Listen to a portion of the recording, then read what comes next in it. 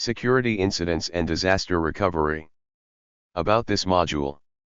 Welcome to the Security Incidents and Disaster Recovery module. In this module, you'll learn about identifying security incidents using incident detection tools. You'll learn about security information and event management, SIEM, and SIEM tools. You'll perform a threat investigation using log files.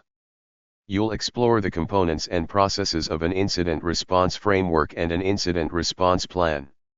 You'll also learn about the importance of documentation throughout the incident response process.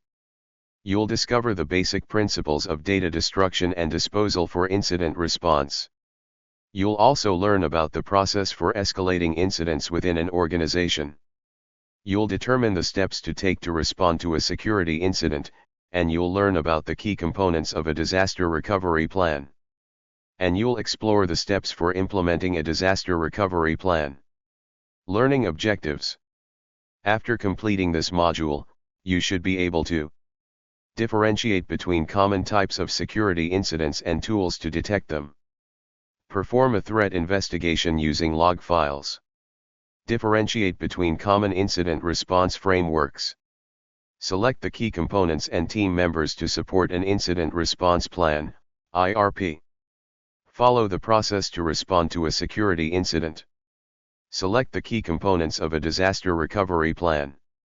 Apply the steps to assemble a disaster recovery plan.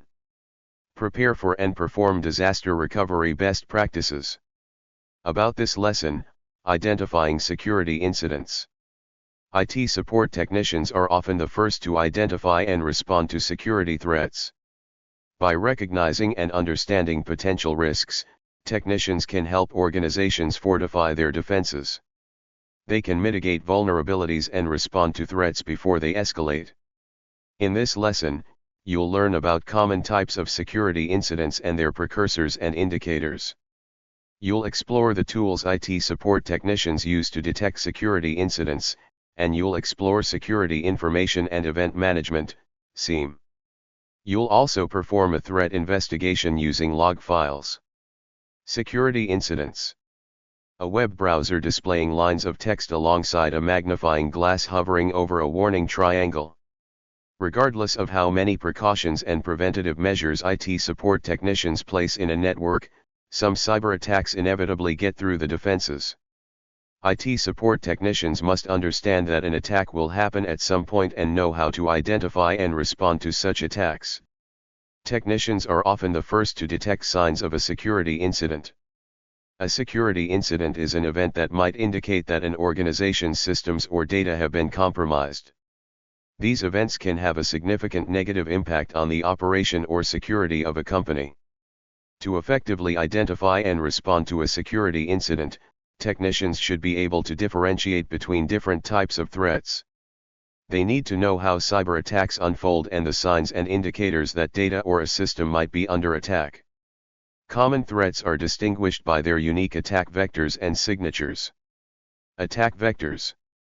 An attack vector is the path by which a threat actor gains access to a computer or network server to deliver an attack. Attack vectors might be an email that looks harmless, but has a dangerous link inside. Or it could be a weak spot in a piece of software that hackers exploit to sneak into a system. An attack vector is any route or method that a hacker uses to breach security defenses and gain unauthorized access. Attack vectors provide information that can help IT support technicians and other IT and cybersecurity professionals identify and understand attacks and threats. They use this information to determine ways that attacks might take advantage of the weak spots in a system. Technicians also identify signatures using attack vectors to create effective ways to detect potential threats. Signatures. A signature is a pattern that matches a known threat. Antivirus and intrusion detection systems use signatures to identify malicious activity. For example, a signature might describe the behavior of malware, the structure of a malicious file, or the network traffic patterns generated by an attack. Antivirus companies generate these signatures based on analysis of known attacks, malware samples, and threat intelligence. Next, let's explore common types of security incidents, attack vectors, and signatures of attacks. Common types of security incidents. Recognizing different types of attacks is the first step to identifying and responding to a security incident. Some of the most common types of attacks include malware attacks, system attacks, social engineering attacks, application attacks, physical security attacks. Let's get an overview of each type of attack. Malware attacks.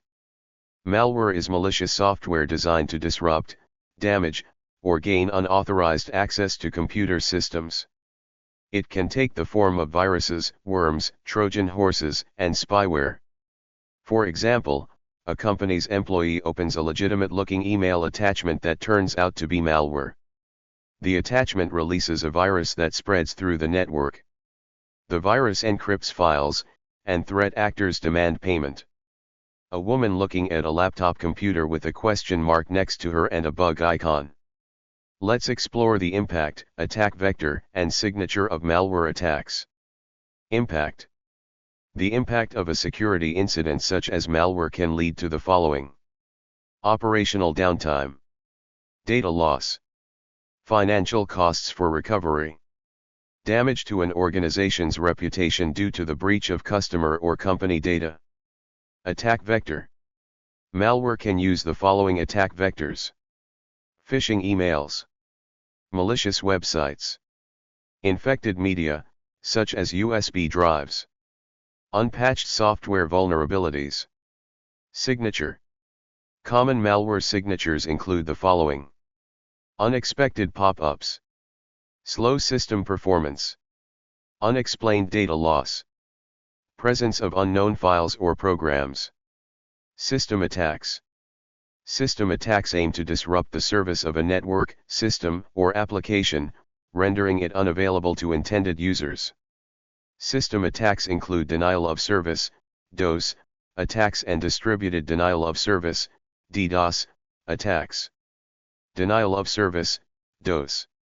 A denial of service, DOS, is a type of system attack that floods a network, system, or application with too many requests, making it unavailable to users. A DOS attack overwhelms the system's resources, such as bandwidth, memory, or processing power. The system then becomes unavailable to its legitimate users. As a result, users find the system slow or unresponsive. Distributed denial of service, DDoS. A distributed denial of service, DDoS, attack is a coordinated DOS attack that uses a large group of compromised computers, known as a botnet, instead of one computer. The botnet makes it harder to trace the origin of the attack. DDoS attacks tend to have a more devastating impact than DOS attacks. For example, an attacker deploys a DDoS attack to overwhelm an online retailer's servers during peak shopping times. As a result, the server becomes overwhelmed, leading to a website crash. Let's explore the impact, attack vector, and signature of DOS and DDoS attacks. Impact.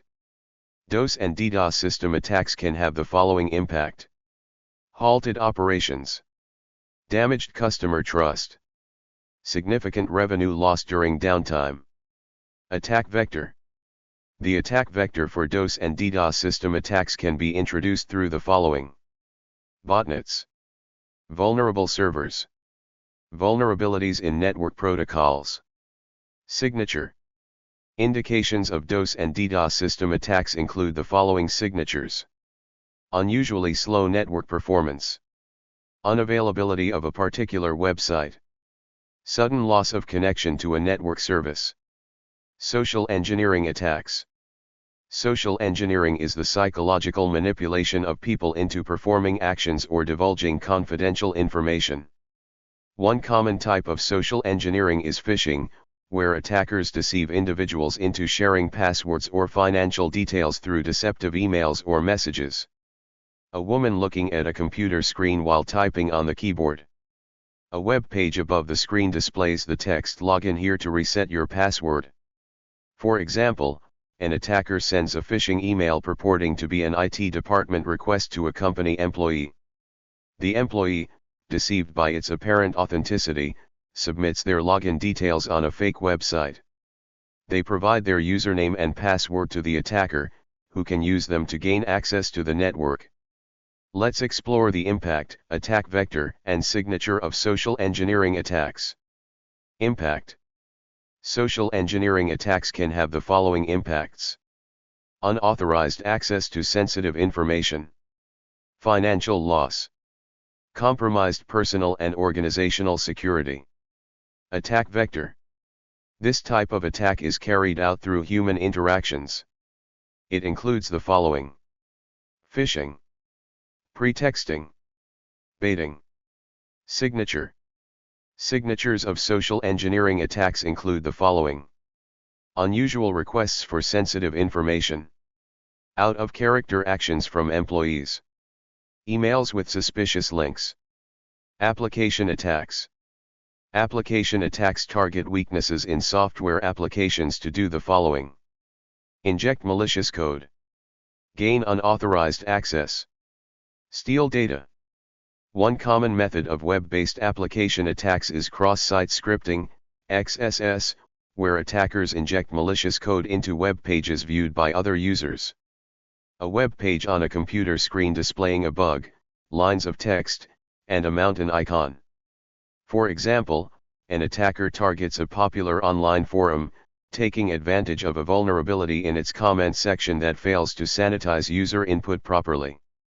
The attacker injects malicious code, collecting sensitive user data from the application's users. Let's explore the impact, attack vector, and signature of application attacks. Impact. The impact of these attacks can include the following: unauthorized data access, compromised user data, application downtime, damage to the attacked organization's reputation. Attack vector. Application attacks can execute through the following vulnerabilities in web applications: insecure forms and lack of validation, misconfigured security settings, exposed APIs. Signature. Application attack signatures involve the following: unusual application behavior, unexpected data outputs, modifications to website content without administrative actions. Physical security attacks. Physical security attacks involve unauthorized access to facilities, theft or vandalism of hardware, and unauthorized access to physical computing infrastructure. These incidents can include unauthorized entry into restricted areas such as server rooms.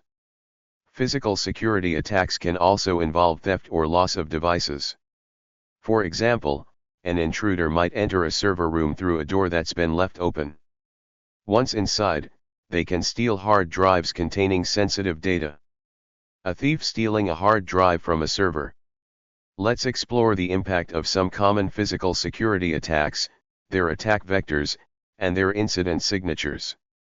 Impact. Physical attacks can lead to the following: direct data loss, hardware damage, potential safety hazards for staff, recovery costs. Attack vector. Physical breaches can occur in the following ways: stolen access badges, forced entry, tailgating, unmonitored entrances and exits. Signature. Physical incident signatures might include the following: evidence of forced entry, unfamiliar people in secure areas, tampering with physical security devices. You can conclude that security incidents come in various forms, each with its own method of exploitation and harm. Despite their differences, these incidents share common results that emphasize the importance of strong security measures and detailed response plans. The impacts include the following: theft or loss of sensitive, confidential, or critical organizational data, system outages or disruptions hindering employee productivity and business operations, financial losses due to system downtime, ransom payments, regulatory fines, and remediation efforts, reputational damage leading to a loss of customer trust and potentially to a decline in business, legal and regulatory consequences such as lawsuits, fines, and penalties, diversion of resources from projects and strategic initiatives to focus on recovery. Now that you're familiar with common types of security incidents, let's explore how to identify them. Precursors and indicators of security incidents. Imagine living in a coastal town that occasionally faces hurricanes. One morning, the local news meteorologist announces a hurricane storm watch for the area. A tropical storm is occurring off the coast, with predictions indicating the hurricane's path could bring it near or onto a coastline within 48 hours. The storm watch is a warning, a signal to stay alert because something significant might happen based on current conditions. By the following morning, the situation escalates. The meteorologist updates the forecast, elevating the storm watch to a storm warning. The tropical storm has strengthened overnight, setting a direct course for the town. Cloud formations loom, winds gather strength, and a light rain falls. The issuance of a storm warning signifies that severe weather is not just possible, but imminent, or already beginning. Similar to how meteorologists monitor the environment for hurricanes, organizations monitor their networks and systems for precursors and indicators to anticipate and respond to security incidents. A precursor is a warning sign that an incident might occur. It's an early warning sign that conditions are favorable for a security incident to occur. An indicator is a sign that an incident might be occurring or has occurred in the past. Similar to how meteorologists use storm watches and warnings to inform the public about weather threats, organizations use precursors and indicators to safeguard against digital threats. Types of precursors. Understanding precursors is not only about recognizing potential threats, it's also about enabling IT support technicians to be proactive rather than reactive. By identifying early warning signs, technicians can anticipate security incidents before they escalate, allowing for timely intervention and mitigation strategies. Let's explore some common precursors that IT support technicians will encounter and the actions they should take in response. Suspicious network scanning activity. IT support technicians often scan networks to identify active devices, open ports, and available services. However, when an unknown user engages in this behavior without authorization, they might be searching for vulnerabilities to exploit. This precursor might indicate attackers seeking to identify vulnerabilities for the following purposes. Targeted malware attacks. Ransomware deployment. Advanced persistent threats, APT, aiming for a sustained presence within the network. Continuous monitoring for unusual scanning patterns helps IT support technicians detect and stop potential attackers before they find a way in. Unexpected system or software updates. Typically, IT support technicians automate system and software updates or schedule them in advance. Unauthorized or unexpected updates might occur if an attacker gains access to a network. These updates might introduce malicious code or create backdoors for future access. Unauthorized or unexpected updates can be precursors to the following attacks. Supply chain attacks, also known as third-party attacks, where an attacker compromises a trusted vendor's software which results in all users of that software receiving the malicious code. Malware infections taking advantage of software vulnerabilities. Ransomware deployment. It's important for IT support technicians to carefully track where updates come from and configure settings so that only approved users or tools deploy them. Traffic anomalies.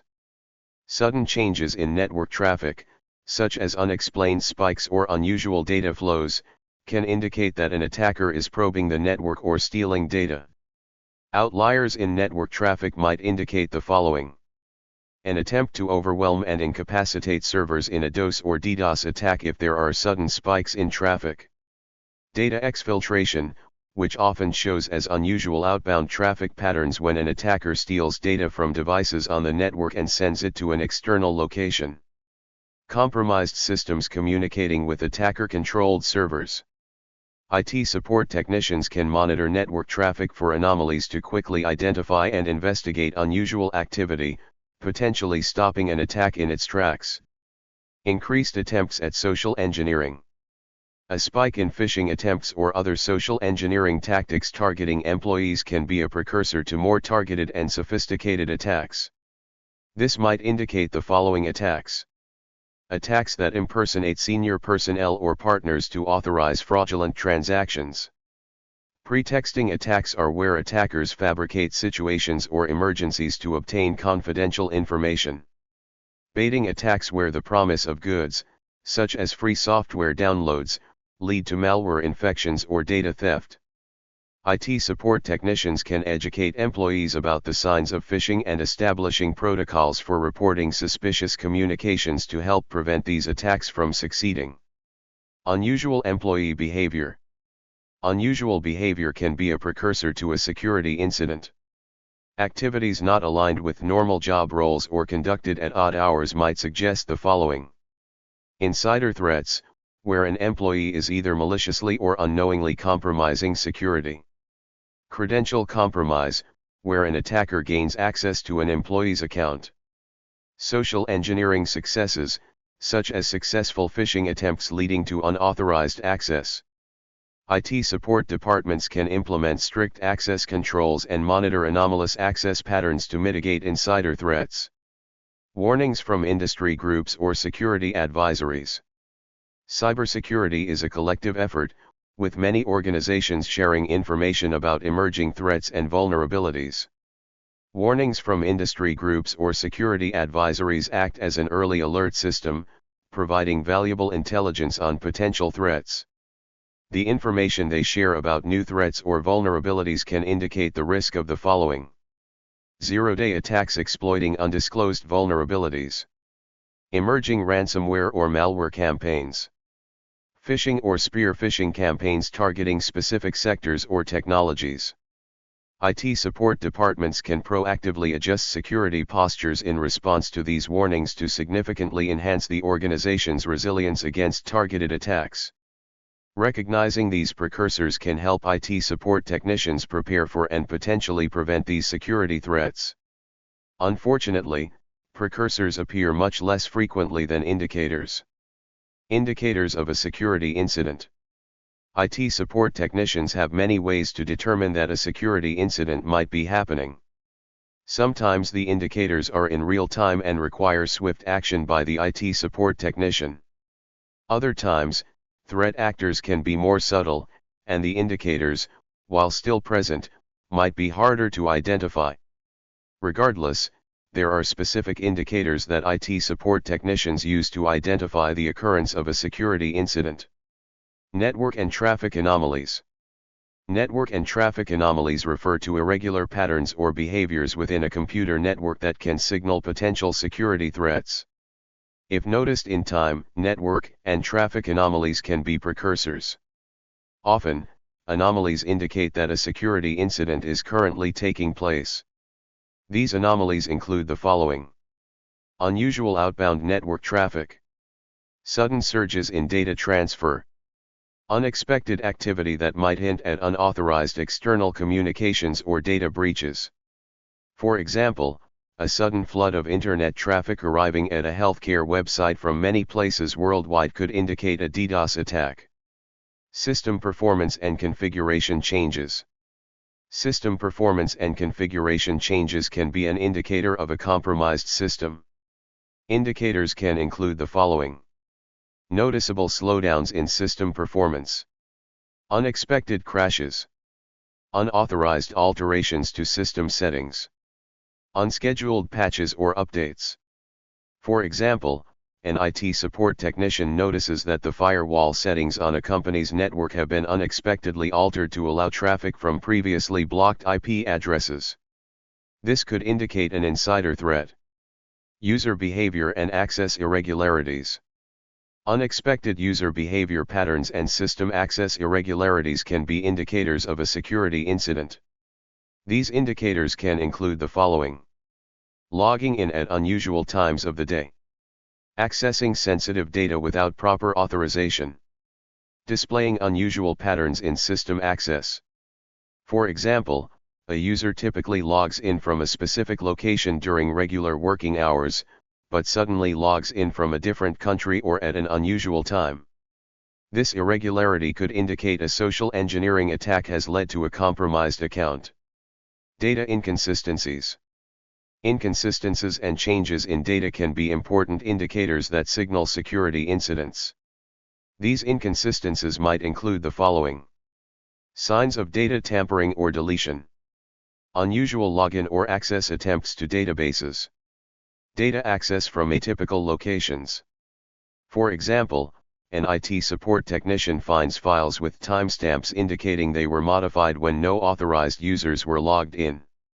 This inconsistency could indicate a potential malware infection or insider threat. Security tools and file activity alerts. Security tools and file activity alerts are important in identifying potential security threats. These tools can indicate a wide range of security threats. These indicators include the following: alerts from antivirus software, notifications from intrusion detection systems. For example, antivirus software alerts an IT support technician about a potentially harmful file that could signify a virus or a worm attack. There are many different indicators of security incidents. IT support technicians need to be able to recognize them so they can help stop a security breach before further compromise. Now that you've learned about precursors and indicators of security incidents, let's explore some common security tools that IT support technicians use to handle incidents. Common security tools.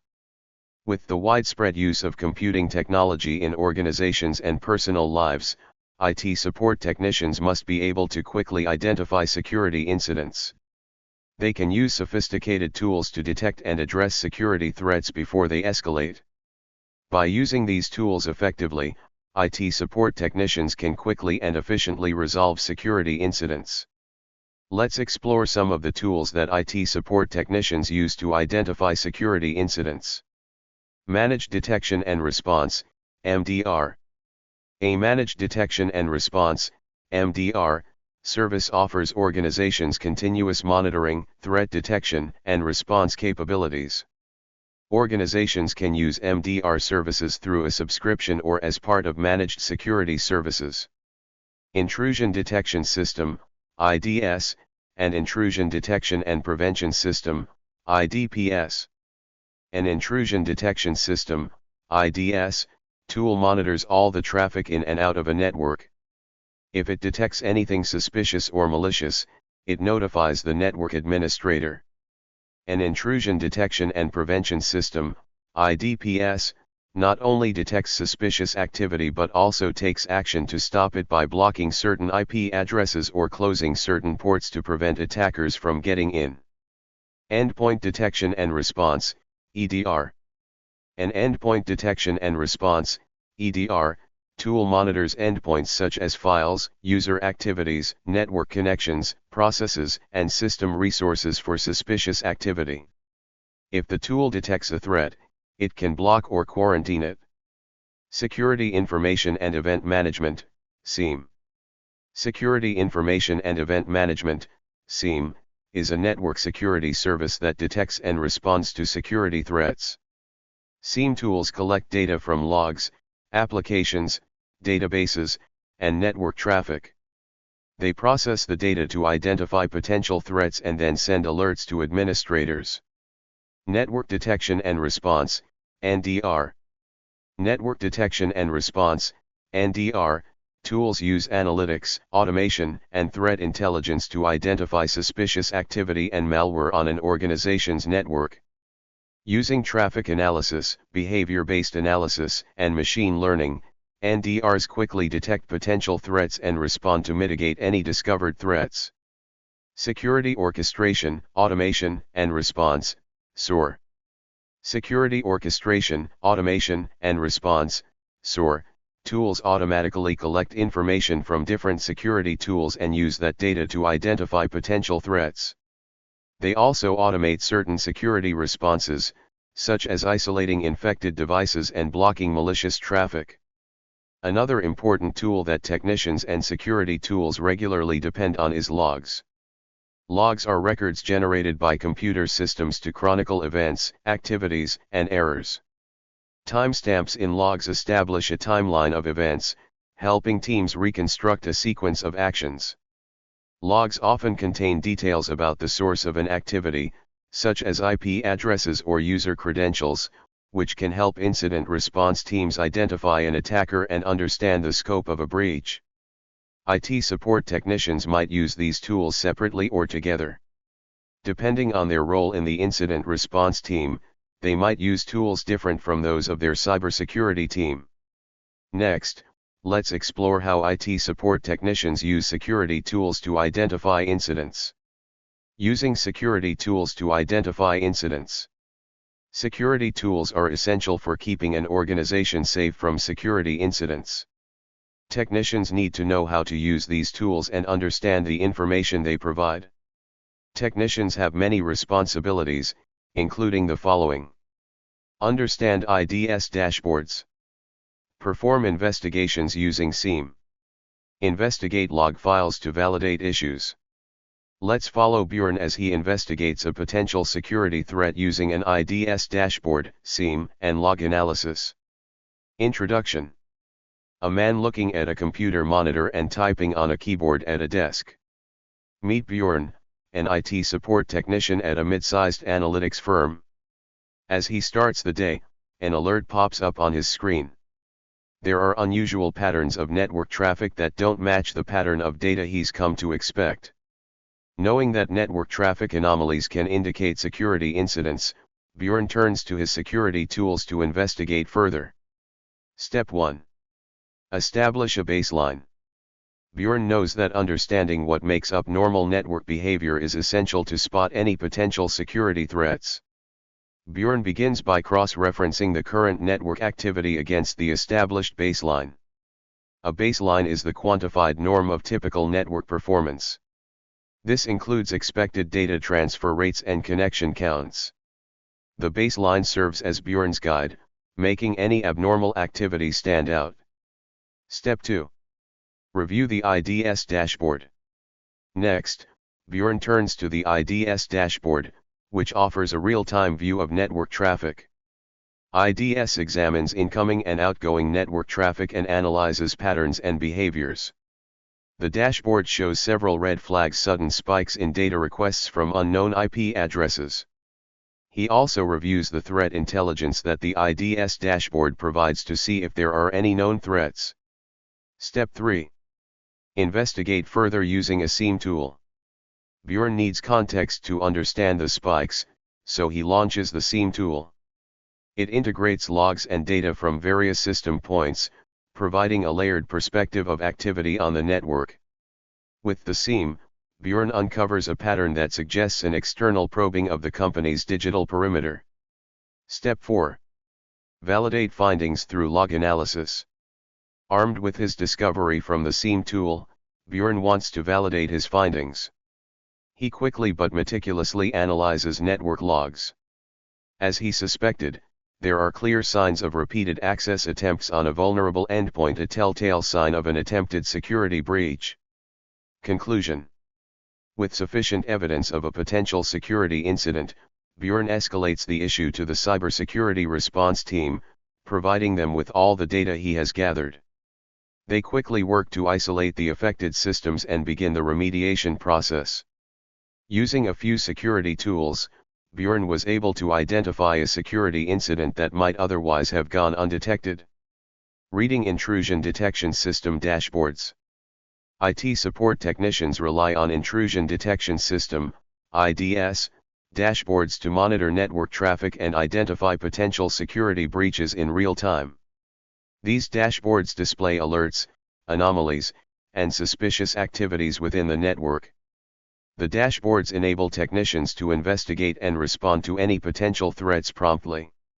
By using IDS dashboards, IT support technicians can proactively detect and manage security incidents, safeguarding the integrity and confidentiality of the network infrastructure. Let's explore some of the information communicated through an IDS dashboard. Select each marker, plus, to learn more about the information IT support technicians analyze from an intrusion detection system dashboard. All events. This chart aggregates all the security events the system captures. It includes both normal and potentially malicious activities, providing a comprehensive view of network interactions. Firewall events. This section focuses on activities filtered through the firewall, showing blocked or flagged attempts to access the system and highlighting potential external threats. Failed login attempts. This chart shows instances of unsuccessful logins, which might indicate brute force attacks or unauthorized access attempts. It helps IT support technicians to identify potential security breaches. Rules. This section displays the specific criteria and conditions set to detect unusual activity. It outlines what constitutes suspicious behavior and triggers alerts. Risk Assessment Matrix. This section presents data analysis about potential vulnerabilities and threats. It helps prioritize security issues based on their risk level, aiding efficient resource allocation for threat mitigation. Log files. This section displays detailed records of all system activity, including both user and system actions. Log files are essential for forensic analysis and understanding the context of security events. Security Information and Event Management, SIEM. Many organizations use a combination of tools and people for security information and event management, called SIEM. Think of SIEM as a bustling airport central control room. The control room is a centralized location for overseeing and managing all activities in the airport. Control room operators watch multiple screens displaying real-time information, such as surveillance footage, flight statuses, and passenger activities. A man sitting at a desk at an airport in front of a computer monitor displaying a graph. He is facing a window through which an airplane is visible. There are 2 servers at the side of the desk. Security Information and Event Management, SIEM, combines people and tools to protect an organization's systems and data from cyber attacks. SIEM acts like control room operators who identify and respond to potential threats and suspicious activities. It actively analyzes the collected data to detect anomalies, patterns, and potential security incidents. It continuously monitors the network for signs of unauthorized access, malware, or other malicious activities. SIEM also works with other people and resources, such as response teams, security analysts, and security tools. It provides insights and alerts so organizations can take appropriate action to secure their networks and mitigate potential risks. Similar to an airport control room, SIEM provides a centralized view of all security events and helps organizations identify and respond to threats quickly. Just like an airport has a control tower and operators to keep passengers and planes safe and on time, SIEM helps keep organizations safe and secure. A person sits at a desk and looks at a computer monitor displaying graphs while a coworker sits in the background at another desk with a computer monitor displaying a graph. SIEM tools. SIEM tools offer several features to help organizations protect their digital assets and prevent cyber attacks. These tools can quickly detect and respond to potential threats before they cause any damage. They can also provide a comprehensive view of an organization's security posture. Some features of SIEM tools include the following: threat detection, incident response, regulatory compliance, centralized view of security events, security automation. There are many SIEM tools available. Some of the most popular include Splunk, Logarithm, and IBM Security Registered QRadar Registered SIEM. Next, you'll practice investigating threats. You'll review incident information and sources and examine the details of security events. Activity: perform a threat investigation using log files. Employability skills: creative thinking, critical thinking. In this activity, you'll practice using logs to perform a threat investigation. With the log files, you'll identify the security incident, what type of incident it is, and what the precursors and indicators of the incident were. Scenario: you're an IT support technician for a large shipping logistics company. It's 3:30 a.m., and your ringing phone wakes you up. Your manager is calling you.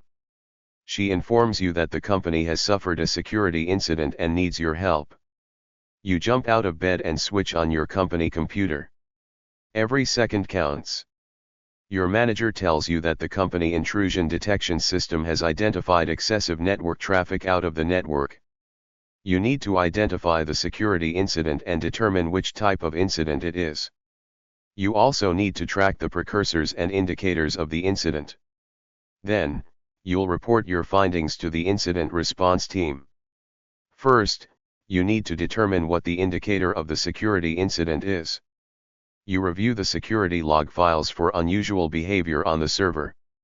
Important, notice the information for each execute attempt to open a file named jovibot.exe and notice any patterns that could indicate behavior by a threat actor.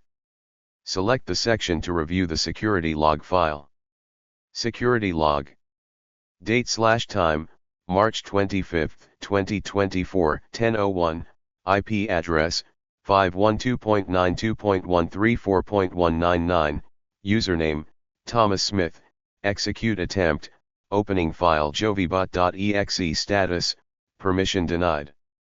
Date/time, March 25, 2024, 10:02, IP address, 512.92.134.199, username, Arseni Mariam, execute attempt, opening file jovibot.exe status, permission denied.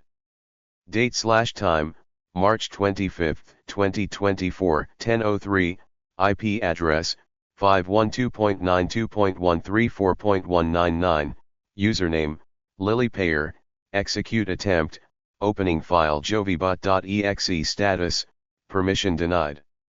Date/time, March 25, 2024, 10:04, IP address, 512.92.134.199, username, Gleb Celia, execute attempt, opening file jovibot.exe status, permission denied. Date/time, March 25, 2024, 10:05, IP address, 512.92.134.199, username, Mahdi David, execute attempt, opening file jovibot.exe status, permission denied. Date/time, March 25, 2024, 10:06, IP address, 512.92.134.199, username, Gina Cadhill, execute attempt, opening file jovibot.exe status, permission denied. Date/time, March 25, 2024, 10:07, IP address, 512.92.134.199, username, Deepakamon RA, execute attempt, opening file jovibot.exe status, permission denied. Date/time, March 25, 2024, 10:10 and 32 seconds, IP address, 512.92.134.199, username, Svetlana Nathan, execute attempt, opening file jovibot.exe status, permission denied.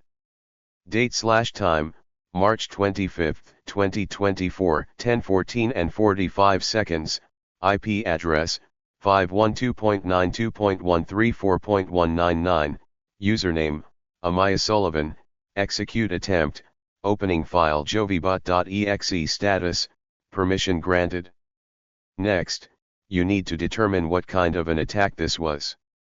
You turn again to the security log file to see if any information in the log will help you determine the kind of attack. Important, compare the repeated attempts to get permission to execute the file. Select the section to review the security log file. Security log. Date/time, March 25, 2024, 10:01, IP address, 512.92.134.199, username, Thomas Smith, execute attempt, opening file jovibot.exe status, permission denied.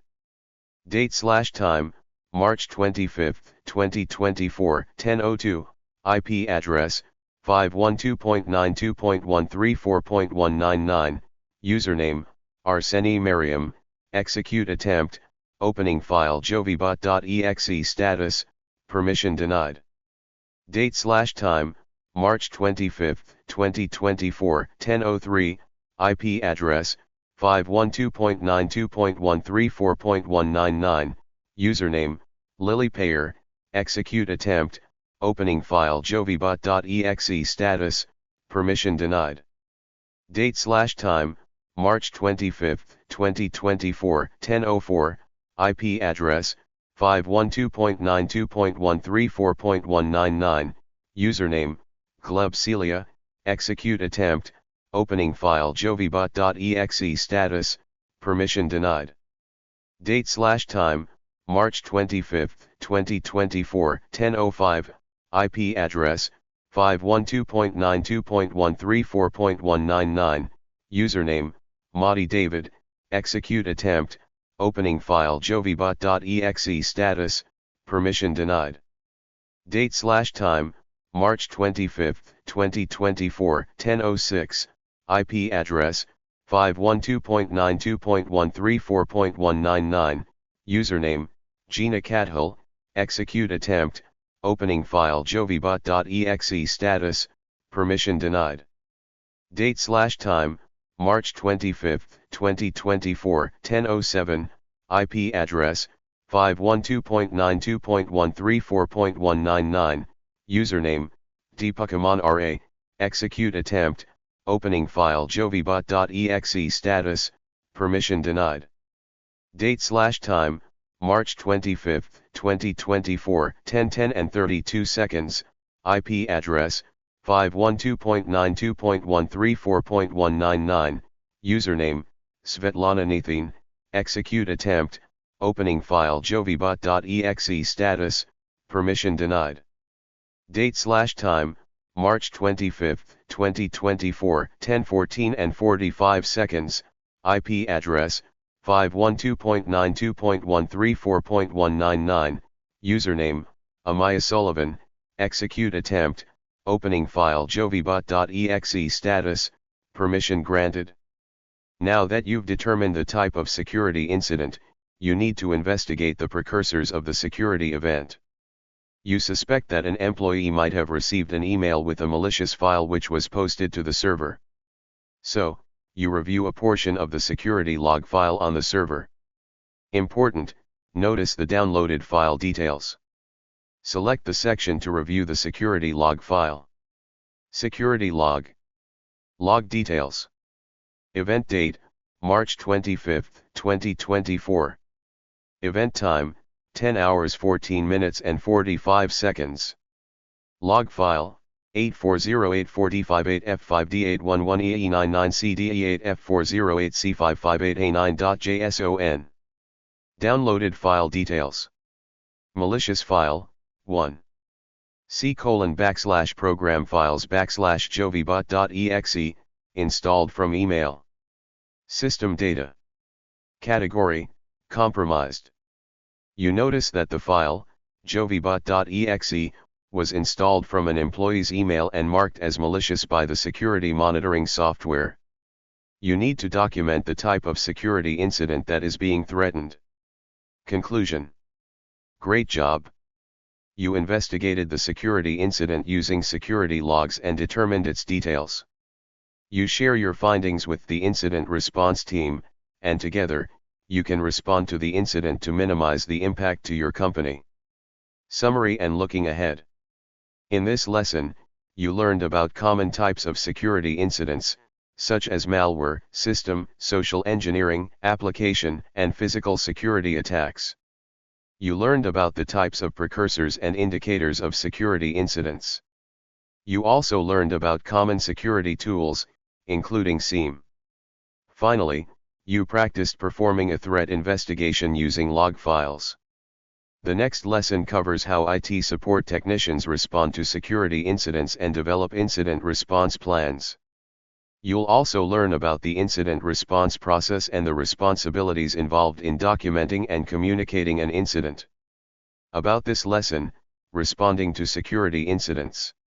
Security incidents threaten the very foundation of trust and stability. Having an incident response plan is about being prepared for the unexpected and being ready to mitigate the impact on people and assets. An incident response plan is more than a precaution. It is a lifeline, providing a structured framework for resilience and recovery in the event of a security incident. In this lesson, you'll learn about two popular incident response frameworks and their differences. You'll explore the components of an incident response plan, the roles of incident response teams, and the steps that teams take to respond to a security incident. You'll discover the importance of documentation throughout the incident response process. You'll learn about the basic principles of data destruction and disposal and explore the process for escalating incidents within an organization. Incident response. Watch the following video about incident response. Page 1 of 1. Video transcript. Incident response. It's a quiet morning, until alerts start to come in about unauthorized access and unauthorized downloads. Attackers have gained access to your network. It's an emergency nobody wants to see, a data breach. Thankfully, your organization has an incident response plan. An incident response plan is a set of actions and responsibilities to use in case of a cybersecurity incident. Analysts and other team members put the plan together before it's needed, so it's ready for a fast response to trouble. Part of the incident response plan includes the names and contact information for members of the incident response team. You send an emergency text to all members on the list and remind them to check the incident response plan where they will find their assigned tasks. Following the plan, the team works together to isolate the affected systems. You immediately disconnect these affected systems from the network to prevent the attackers from causing further damage.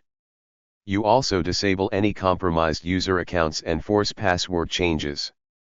For other users, your team analyzes all affected systems to determine the extent of the breach. You collect evidence, such as log files, to understand the full scope of the breach and maybe even to identify the attackers.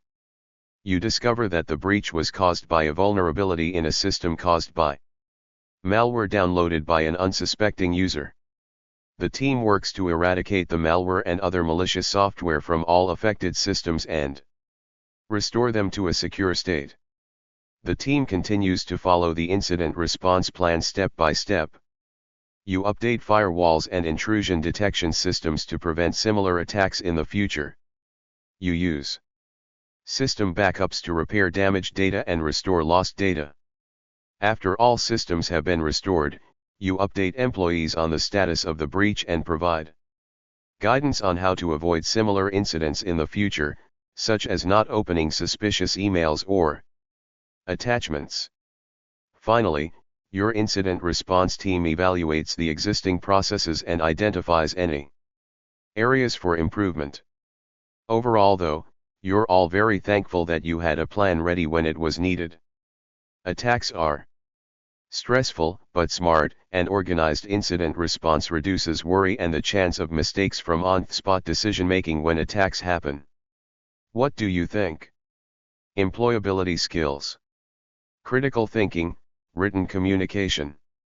Why is it important to have an incident response plan in place for security incidents?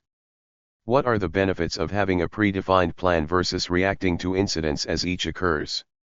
Introduction to incident response. Cybersecurity incidents can occur in any organization, even with stringent preventive measures in place. This risk makes it essential for IT support technicians to know how to respond to incidents. Incident response, IR, is the set of actions an organization takes to prepare for, expose, and stop cyber attacks. It also includes repairing any damage that comes from the attack and collecting data that can help prevent a similar attack in the future. Incident response reduces the harm that incidents cause. It also produces information that organizations can use to prevent or handle similar incidents in the future. IR can respond to a single event, but it's a continuous process that features ongoing learning to discover how to protect the organization best and advancements to put that knowledge to work. Incident response frameworks. How do organizations start to gather all the information needed for a comprehensive incident response plan? They start with an incident response framework. An incident response framework provides a structure to support incident response operations. It typically guides what needs to be done, but not how it is done. Frameworks are also flexible enough to let organizations add or remove elements as necessary to satisfy their needs. There are different standard frameworks for incident response.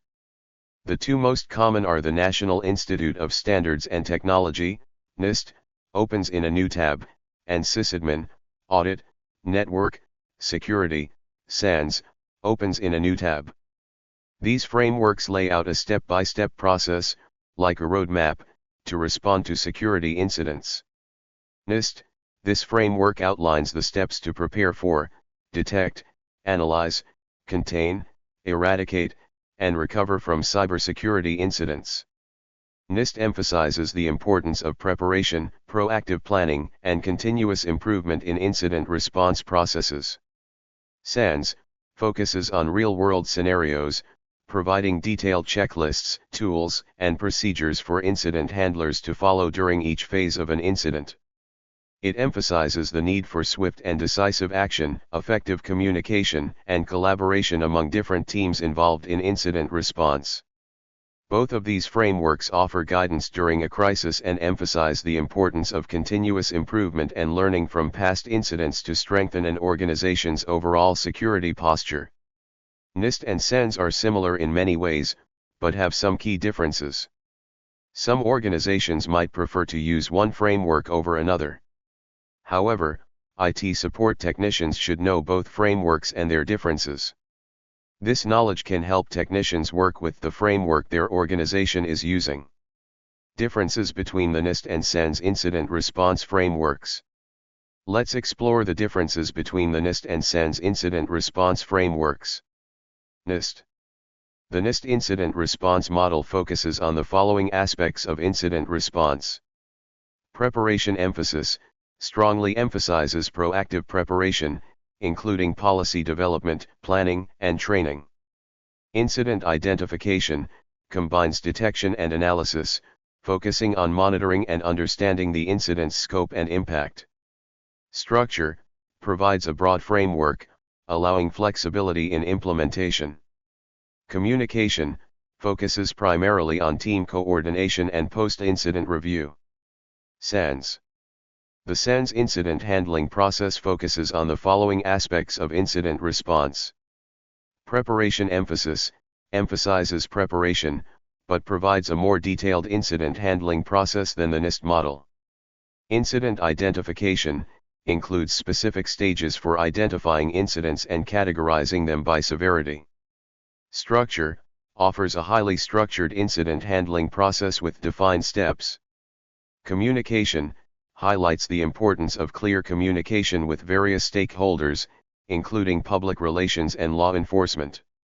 Despite their differences, both approaches include similar steps for helping technicians identify and address security incidents. An incident response framework harmonizes the response plan across a broader network of people.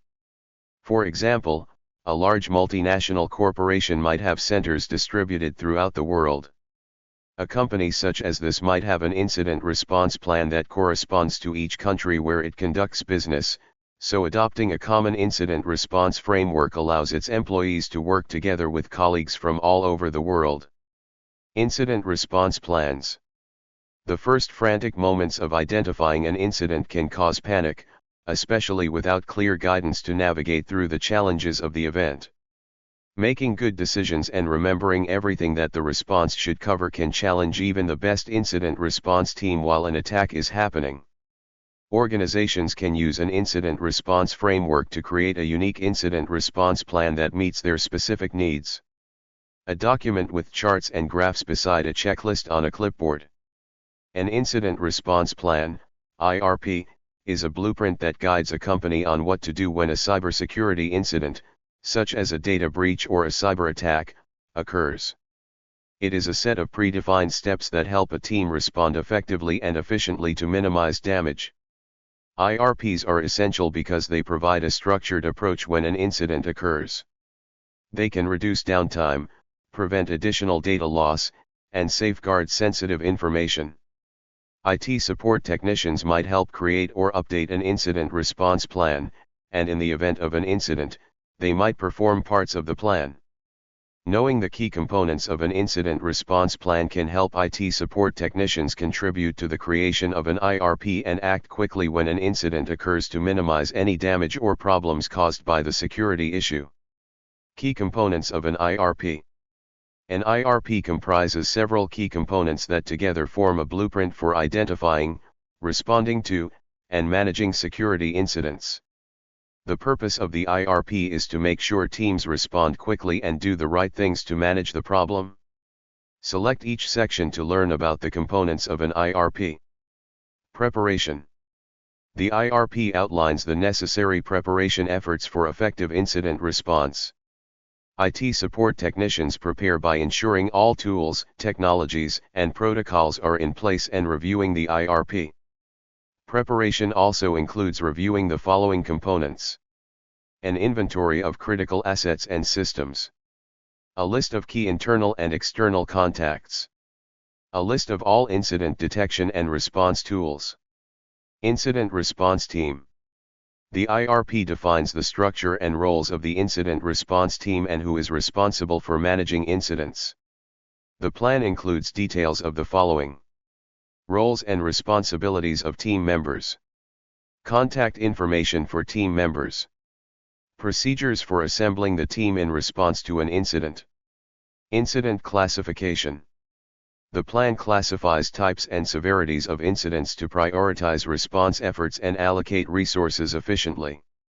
Incident classification includes the following: types of incidents, such as malware, phishing, or data breach. Severity levels with criteria for all the levels. Detection. The plan describes the methods and tools technicians should use to detect potential security incidents, ensuring timely identification. Detection includes indicators of compromise and other detection criteria, tools and systems for monitoring and alerting, procedures for reporting suspected incidents, response procedures. The plan outlines specific actions to take when an incident is confirmed, detailing how to contain, eradicate, and recover from incidents. The response procedures include the following: initial containment strategies to limit impact, investigation steps to understand the incident, eradication processes to remove threats, recovery plans to restore normal operations, post-incident activities. The plan also includes important post-incident activities. It focuses on learning from the incident to improve future response efforts and strengthen security posture. Post-incident activities include the following: conducting a post-incident review to assess response effectiveness, documenting lessons learned and recommendations for improvement, updating the IRP and security measures based on findings. Each IRP component works together cohesively to ensure a systematic and efficient response to cybersecurity incidents, safeguarding the organization's assets and minimizing potential harm. Incident response team roles. An effective IRP requires a dedicated incident response team to carry out the plan. This team is a group of individuals, each with specific roles and responsibilities, trained to manage and mitigate security incidents. Depending on the size of an organization, teams might consist of IT support technicians as well as cybersecurity professionals. Several key roles exist within an incident response team, each carrying specific responsibilities during a security incident. Understanding these roles is important for IT support technicians who might be part of an incident response team. Let's get familiar with them. Incident Response Manager. The Incident Response Manager, a single person in the organization, is responsible for carrying out the IRP. The plan might designate alternate leads if the usual manager is unavailable. This one person should act as the point of contact for the plan. They typically perform many tasks, including liaising with other teams and organizations and ensuring that the team has the necessary personnel, resources, and skills. A woman holding a pen and paper. Forensic Analyst. A man holding a magnifying glass over footprints. The forensic analyst is the person in the organization who gathers and examines evidence to understand how the incident occurred. Their role includes examining system logs, identifying the point of entry, and determining the scope of the damage. Their detailed investigation helps uncover the attack's methodology, which is vital for patching vulnerabilities and enhancing defenses to prevent similar incidents in the future. They often work closely with IT support and security teams to share insights and recommend security improvements. Communications Coordinator. The Communications Coordinator handles communication with stakeholders during the incident. The role involves drafting and distributing clear, concise, and accurate messages to various stakeholders, including employees, customers, partners, and sometimes the media. They ensure that the organization speaks with one voice, preventing misinformation and maintaining trust. A woman appearing on a television. IT support technician. A woman sitting at a desk and looking at a computer displaying a warning sign and a checklist. The IT support technician handles technical troubleshooting and fixes issues that arise during security incidents. Their responsibilities might include isolating affected systems to prevent the spread of an attack, applying patches, and restoring services to operational status. They are the hands-on responders who work to minimize downtime and ensure that technical systems and infrastructure return to normal functioning, following the guidelines outlined in the incident response plan. Legal advisor. The legal advisor, who can be either an in-house counsel or part of an external law firm, ensures that the organization's incident response actions comply with all relevant laws, regulations, and contractual obligations. This role includes advising on data breach notification requirements, handling potential legal actions related to the incident, and ensuring that evidence is collected in a manner that preserves its admissibility in court. A man wearing a suit and holding a briefcase. An incident response plan is a necessary component of any security toolkit. Although few people like to think of bad things happening, preparing for the worst is the best way to respond when they do. An IRP doesn't just focus on technical aspects, but also outlines the roles and responsibilities of different team members, ensuring a coordinated response during stressful situations. A well-thought-out incident response plan is a proactive measure that strengthens a company's overall cybersecurity posture, enabling it to respond promptly and effectively to potential threats. Incident response process. Imagine an orchestra tuning up for a grand concert. Each musician knows their part well, but the success of the performance hinges on how each piece fits into the whole. It's a collective effort to blend individual talents into a seamless symphony. In the same way, handling a security incident demands more than individual expertise, it requires coordinated action under a guiding plan. A well-designed response plan ensures that all efforts are in sync, minimizing the impact of security threats through teamwork and foresight. An overhead view of violinists in an orchestra. Image source, photo by Samuel Cyanipar, opens in a new tab, on Unsplash, opens in a new tab. Steps for an incident response. Security experts have outlined key steps for responding to incidents, providing a framework adaptable to various situations. IT support technicians who understand these steps will have a structured approach to effectively manage and mitigate security threats, ensuring preparedness for any incident. Let's examine each of the steps. Numbered divider 1. Preparation step. The preparation step requires technicians to gain a thorough understanding of potential threats. IT support technicians might also need to assess how threats could impact the organization. To prepare, the team must consider all the ways that a malicious actor or malware might penetrate the system. IT support technicians play a role in advising on several preventive measures. Risk assessment. Technicians continuously monitor the system for changes, conducting regular risk assessments to pinpoint new threats and vulnerabilities. Host security. Technicians ensure all devices in the system are secure with strict access controls and ongoing monitoring. Network security. IT support technicians safeguard network connections by setting up defenses that only allow authorized activities. Malware prevention. Technicians remain vigilant against malware by regularly scanning systems and deploying antivirus solutions. User awareness and training.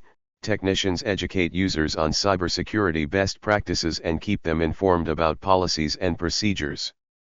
IT support technicians also help create a comprehensive incident response plan. Numbered divider 2. Incident detection step. Incident detection is key in systematically addressing security issues. This step starts with detecting potential incidents, from unusual activities to breaches, such as irregular login patterns or unauthorized access. Numbered divider 3. Analysis step. After a technician spots an incident, they review system logs, inspect network traffic, and evaluate system impacts. They use both forensic tools and forensic analysis to determine the origin of the incident. Technicians also evaluate the severity of the incident using logs and network data to understand how the incident occurred, how threat actors exploited vulnerabilities, and what they did after they breached the network. Numbered divider 4. Containment step. When the IR team detects and analyzes an attack, they have the information to formulate an effective strategy to contain the damage and remove the threat. Containment describes the process of stopping an attack from proceeding further or causing any more damage or disablement to the system. An essential part of containment involves deciding the best way to safeguard the system. For example, should the team shut down parts of the system, disconnect parts of the network, or turn off some functions or resources? The team needs to determine if they can isolate the problem and how they can isolate all affected parts from the rest of the system. Their decisions depend on the nature of the attack and the policies in place for incident response that reflect the organization's priorities. An IT support technician might help the team understand the impacted systems and shut down the system or parts of the system. Numbered divider 5. Eradication step. After containing an incident, the IT support technician might need to eliminate components of the incident, such as deleting malware, disabling breached user accounts, and installing patches to close vulnerabilities. This process is known as eradication. Numbered divider 6. Recovery and post-incident activities step. Recovery and post-incident activities focus on restoring normal operations and learning for future defense enhancement. The recovery process includes restoring systems, reinstalling software, applying patches, and ensuring data integrity to minimize downtime. Post-recovery, a detailed analysis of the incident is performed to pinpoint areas for improvement in security infrastructure and update policies. This phase is crucial for learning from incidents, boosting resilience against future threats, and continuously improving the organization's cybersecurity stance. Incident response teams also spend time after an incident documenting the incident itself and how they can improve their response in the future. Documenting and communicating an incident. When an incident response team member suspects an incident has occurred, the team should start documenting it. A thoroughly detailed ticket helps the organization handle the current incident and provides useful information for addressing future incidents. A man facing a computer monitor while his colleague stands behind him holding a computer tablet. Basic incident documentation should include answers to the following questions. Where did the incident occur? Who reported or discovered the incident? How was the incident discovered? What other areas, if any, has the incident compromised, and when were they discovered? Was the source of the incident located? If the source was located, where, when, and what is it? Proper documentation helps IT teams understand the incident's intricacies and serves as evidence for legal and compliance purposes. IT support technicians need to report and communicate essential information about the incident to relevant stakeholders, both within and outside the organization.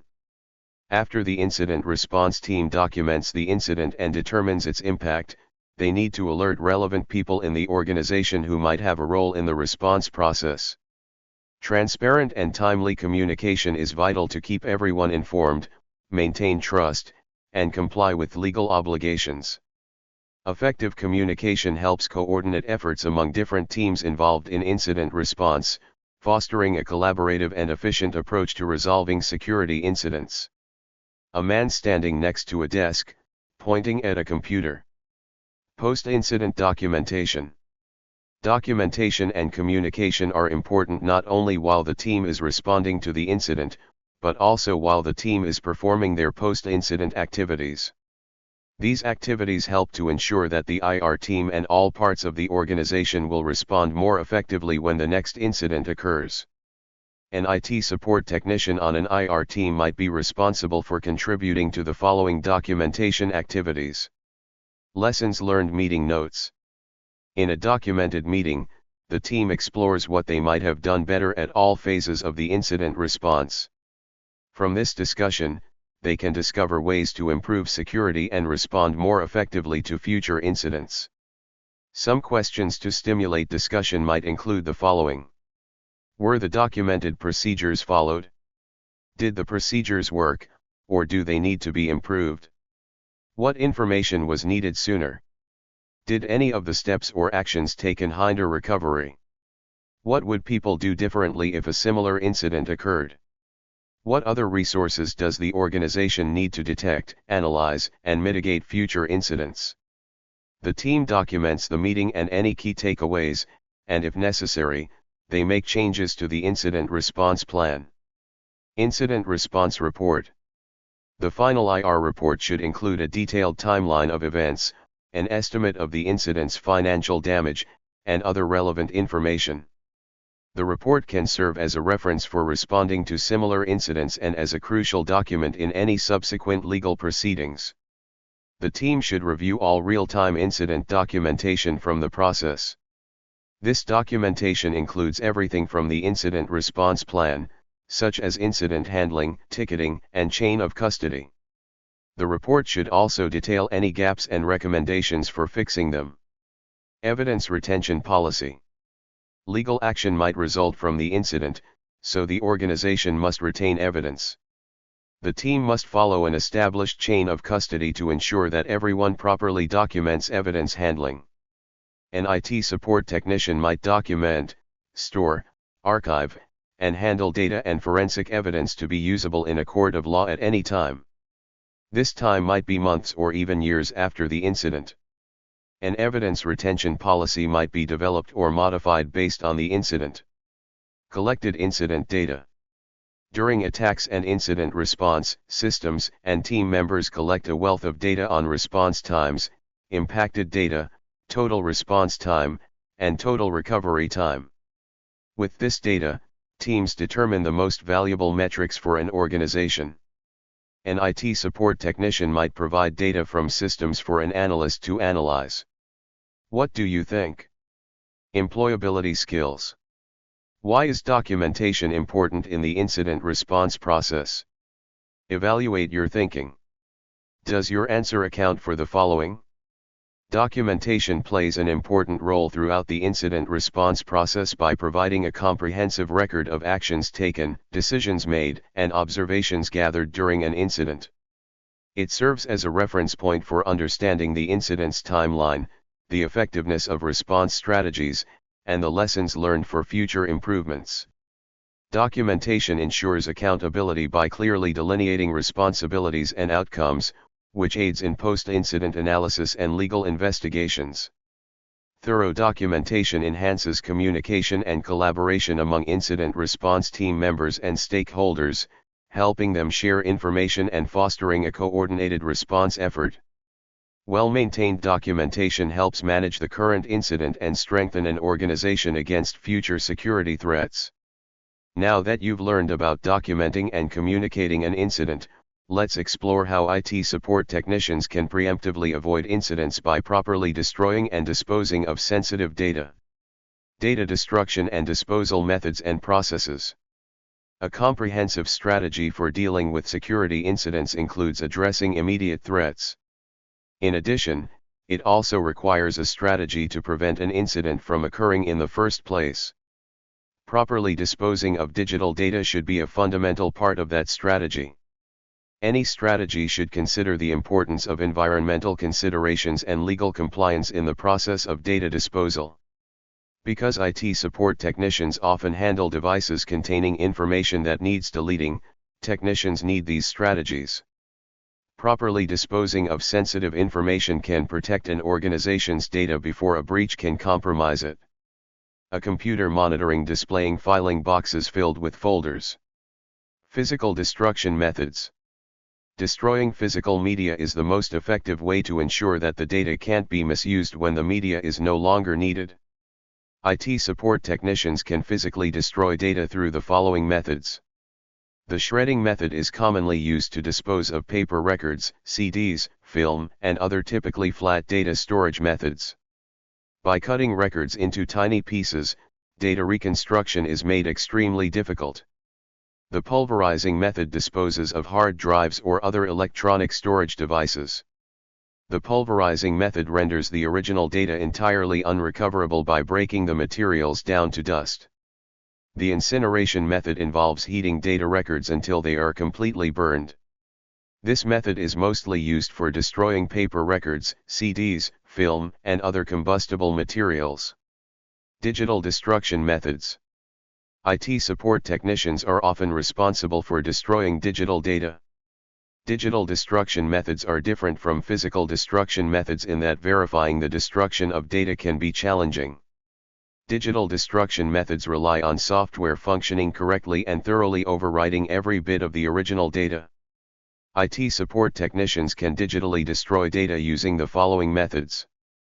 Overwriting is a method of securely erasing data from a storage device by replacing it with random patterns or meaningless data, making the original information difficult to recover.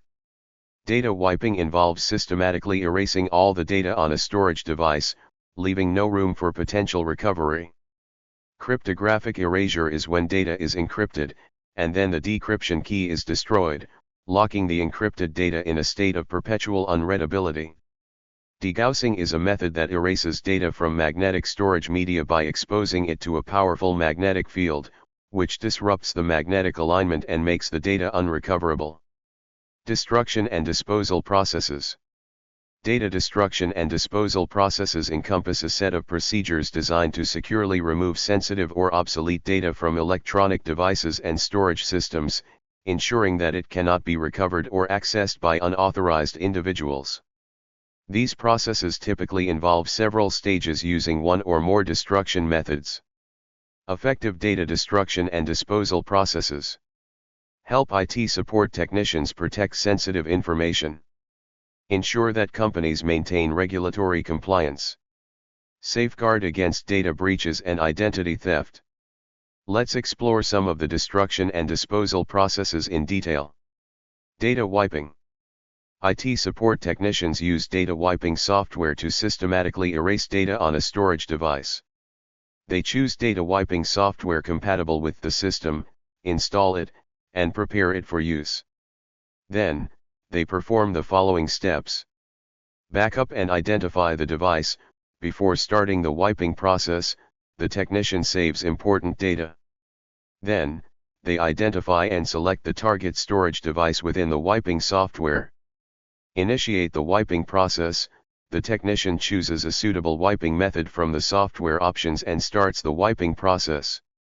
The software overwrites the existing data with patterns or random data. Monitor and verify completion. The technician monitors the wiping process. Upon completion, the technician verifies the thorough erasure of data, often using a report or certification provided by the software. Dispose or reuse. After the software has wiped the storage device, technicians either securely dispose of the device or prepare it for reuse based on the organizational policies. Top of form, bottom of form. Cryptographic erasure. IT support technicians perform the following steps in a cryptographic erasure process. Select encryption software. The IT support technician chooses a robust encryption software product compatible with the storage device. Backup data. They ensure all essential data is backed up from the device. Encrypt the data. The technician uses the encryption software to encrypt the data on the storage device, converting it into a secure, coded format. destroy the decryption key, then they immediately and irreversibly destroy the decryption key, rendering the encrypted data permanently unreadable. Verify key destruction and data encryption. The technician confirms that the key is destroyed and the data has been encrypted correctly. Document the process. The technician records the encryption and key destruction details for compliance and auditing purposes. Dispose or reuse the device. The storage device, now securely encrypted and without a key, is ready for safe disposal or reuse according to organizational policies.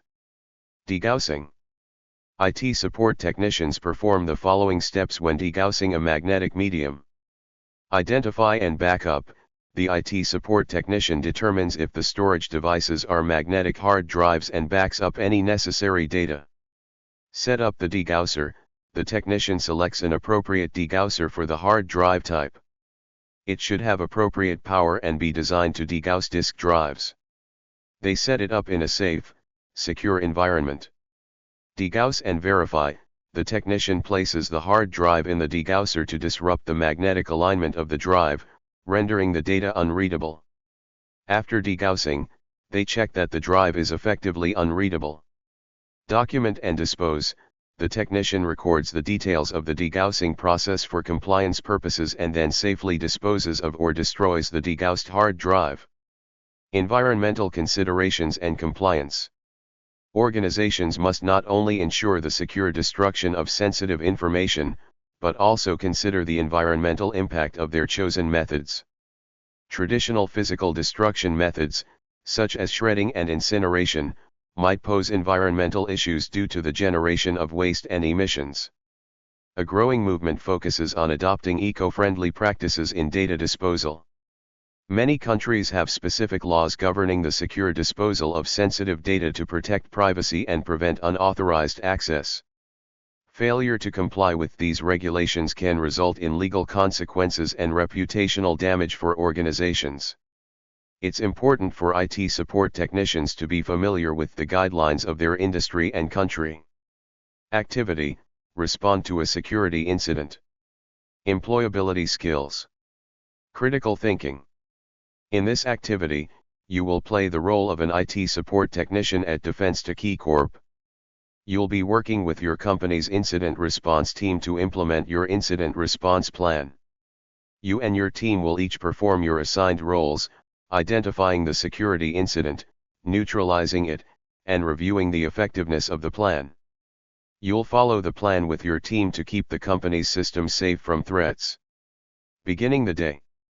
As you walk into the office, you greet the IT support team and sit down at your desk. However, before you can do anything else, your computer screen lights up with urgent notifications. Today is the day that you and the IT support team respond to a real security incident. A team working on their computers in an office. Following the incident response plan. You discover a potential security breach indicated by unusual login attempts from an unrecognized external IP address.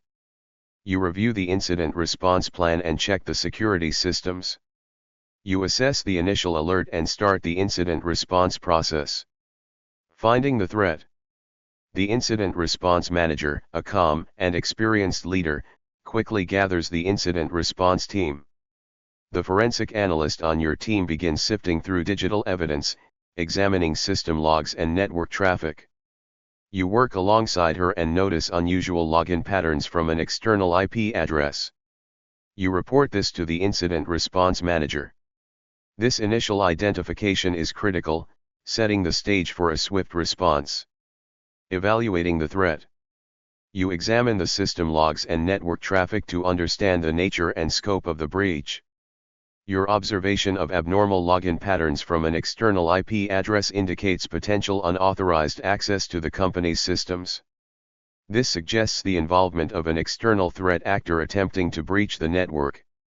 Stopping the threat. With the threat identified, you focus on stopping any further damage. You isolate the affected systems, preventing the further spread of the breach. Meanwhile, another IT support technician works alongside you, blocking suspicious network traffic and disabling compromised accounts. Your coordinated efforts create a digital quarantine, effectively limiting the incident's reach. Eliminating the threat. As containment measures take hold, you shift your attention to eliminating the threat. You work with your team, using a combination of manual and automated tools, to remove malicious code and close vulnerabilities to prevent any future recurrence. Restoring normal operations. After you neutralize the threat, you and the team move into the next part of the incident response plan. You oversee the restoration of affected systems, reinstall software, and apply necessary security patches. The team works tirelessly to minimize downtime and return operations to normal. Conclusion. As part of the incident response plan, the incident response manager leads a thorough post-incident review. You and your colleagues analyze the breach, identifying areas for improvement in the security infrastructure. This reflective process is vital for learning and preparing for potential future threats. The communications coordinator kept internal and external stakeholders informed throughout the incident, maintaining transparency and trust. You contributed to the detailed documentation of the incident, providing valuable insights and data for the final report. This documentation will later serve as a reference for legal and compliance purposes. In this high-pressure scenario, your expertise and the team's coordinated efforts were instrumental in swiftly and efficiently resolving the security incident. Your team's collective actions addressed the immediate threat and strengthened the organization's defenses against future cybersecurity threats. Next, let's explore what happens when IT support technicians need to ask others for assistance during a challenging incident. Escalation of security incidents. A security issue might start as a small problem, but it can quickly become a more serious threat.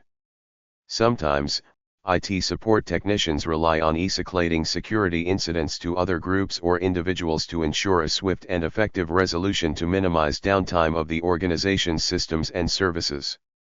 Two women looking at a computer monitor in an office. IT support technicians might escalate issues for several reasons. Here are two scenarios to consider. A technician might lack the expertise or resources to resolve complex or specialized problems beyond their skill level. By escalating, they ensure that individuals with the necessary knowledge and experience handle the issue. A technician might need to escalate if critical security incidents require immediate attention, such as network outages or security breaches.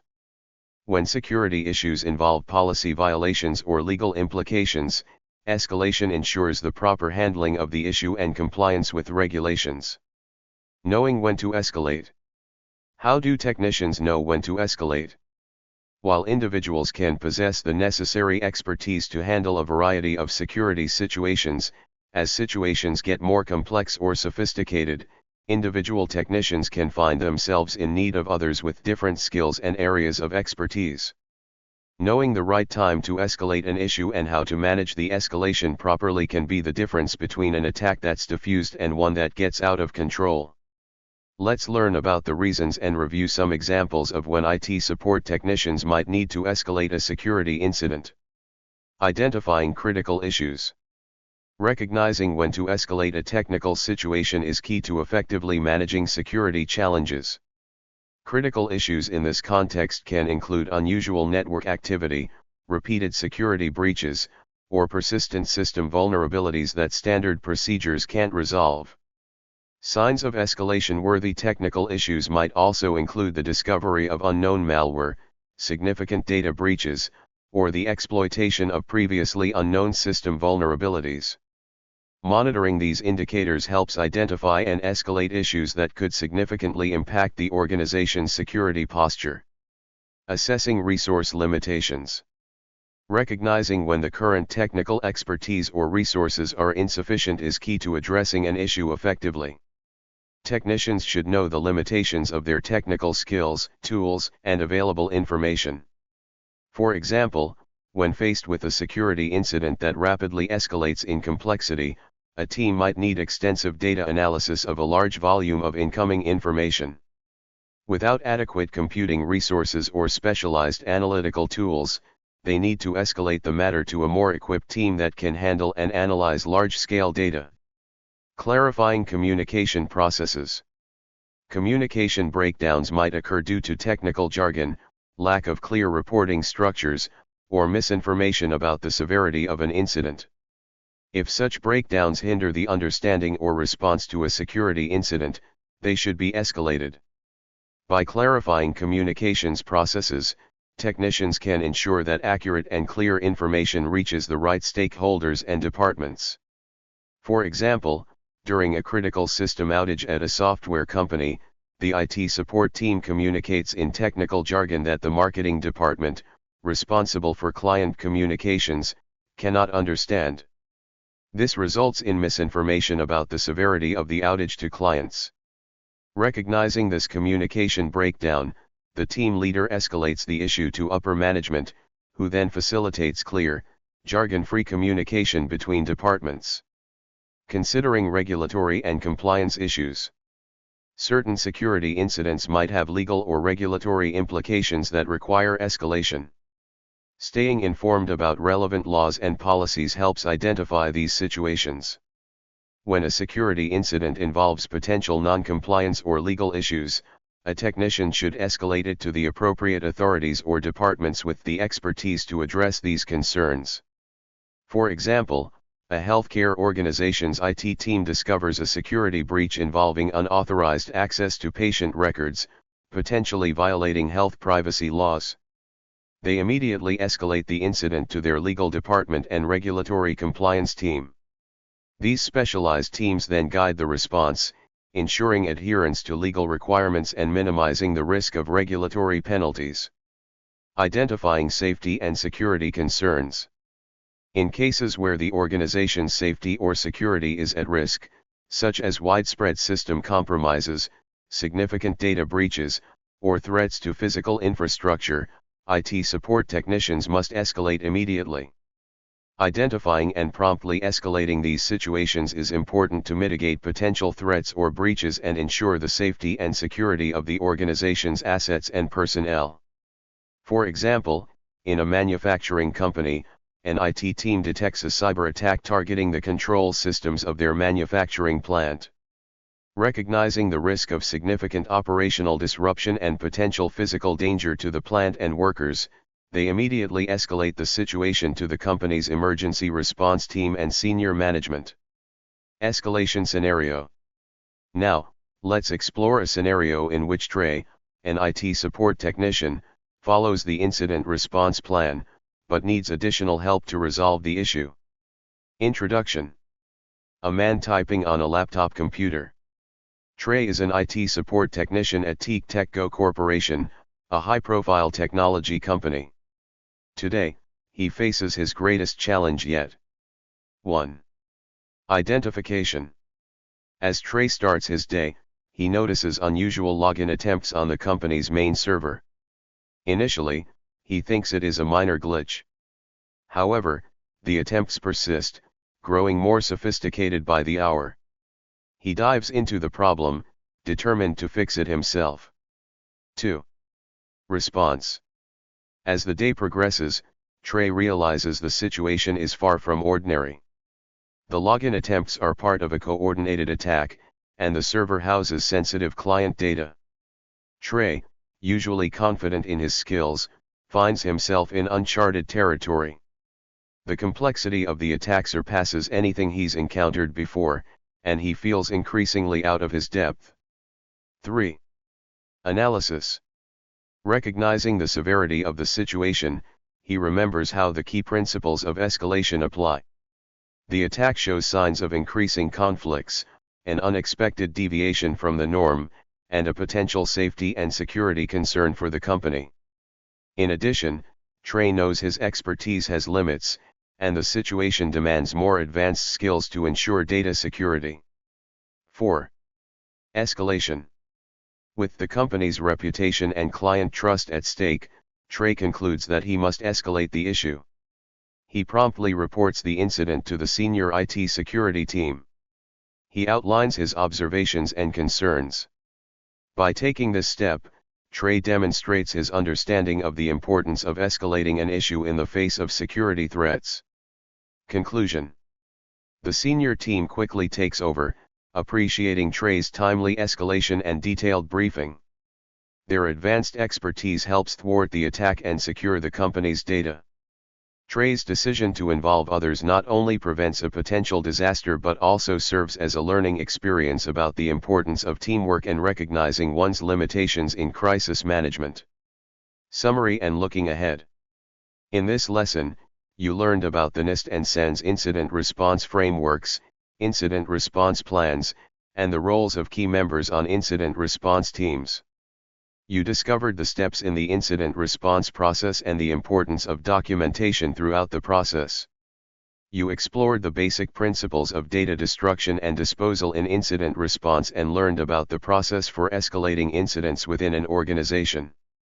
The next lesson covers disaster recovery, including disaster recovery plans, procedures, and models. You'll learn about preparing for a disaster and best practices for performing disaster recovery procedures. About this lesson, disaster recovery. Many events can threaten the security of an organization. Cyber threats are not the only threat. Disaster can strike at any time. Organizations and IT support technicians need to be prepared to handle natural and human-made disasters at any time. In this lesson, you'll learn about the differences between incident response and disaster recovery. You'll learn about the key components of a disaster recovery plan. You'll learn about risk assessment and business impact analyses, explore data backup and recovery procedures, and have the opportunity to apply the steps to prepare for a disaster. Disaster recovery versus incident response. Imagine a large technology company with headquarters near the sea. A large earthquake hits a neighboring country, causing a tsunami along the coastline. Everyone is safe, but many buildings in the city have taken some damage. The company faces structural damage and a flood in its data center, leading to the loss of servers, networking devices, and data. While infrequent, disasters can and do occur. Many types of disasters can impact a business, including the following. Natural disasters, such as earthquakes, floods, hurricanes, tornadoes, or wildfires. Manufactured disasters, such as chemical spills, structural collapses, transportation accidents, or explosions. Health emergencies, such as epidemics and pandemics. Environmental disasters, such as pollution incidents and climate change impacts. Cybersecurity incidents, such as security breaches and malware infections. When disaster is imminent or has happened, IT support technicians might be responsible for supporting disaster recovery efforts. Disaster recovery refers to the processes and procedures an organization implements to recover and restore its IT infrastructure, data, and operations in the event of a natural or human-made disaster. Although incident response and disaster recovery are both a part of an organization's business continuity strategy, they do have their differences. Business continuity refers to the ability of an organization to maintain essential functions and operations during and after a disruptive incident or event. Let's explore some of the differences between incident response and disaster recovery. Select each card in each section to learn more and compare. Focus. Incident response. Incident response focuses on identifying, containing, and mitigating the impact of cybersecurity incidents or breaches in real time. Disaster recovery. Disaster recovery focuses on the aftermath of an incident, aiming to restore business operations and data integrity. Objectives. Incident response. The primary objectives of incident response are the following. Minimize the damage caused by the incident. Restore normal operations as quickly as possible. Gather information to prevent future incidents. Disaster recovery. The primary objectives of disaster recovery are the following. Minimize downtime. Mitigate data loss. Ensure business continuity. Restore normal operations as quickly as possible. Response. Incident response. Teams use an incident response plan, IRP, when an incident is discovered, as well as security information and event management, SIEM, tools and intrusion detection systems. Disaster recovery. Teams use a disaster recovery plan in the event of a disaster and data backup and recovery procedures. Now that you've learned about the differences between incident response and disaster recovery, let's explore how organizations and IT support technicians respond to disasters. Disaster recovery plans. A disaster can happen to an organization at any time. That's why the best approach for ensuring that an organization can quickly recover from any potential disaster is to develop a disaster recovery plan. A disaster recovery plan is a documented set of procedures and strategies for an organization to recover and restore its IT infrastructure, data, and operations following a disaster. IT support technicians might support the development of a disaster recovery plan. A comprehensive disaster recovery plan includes the following components. 1. Risk assessment and business impact analysis. 2. Recovery objectives. 3.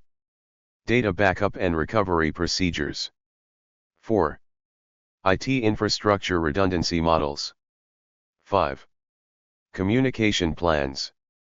IT support technicians might help provide technical expertise for any one of these areas and support in implementing technical strategies outlined in the plan before a disaster occurs. Let's explore the 5 components in more detail. 1. Risk assessment and business impact analysis.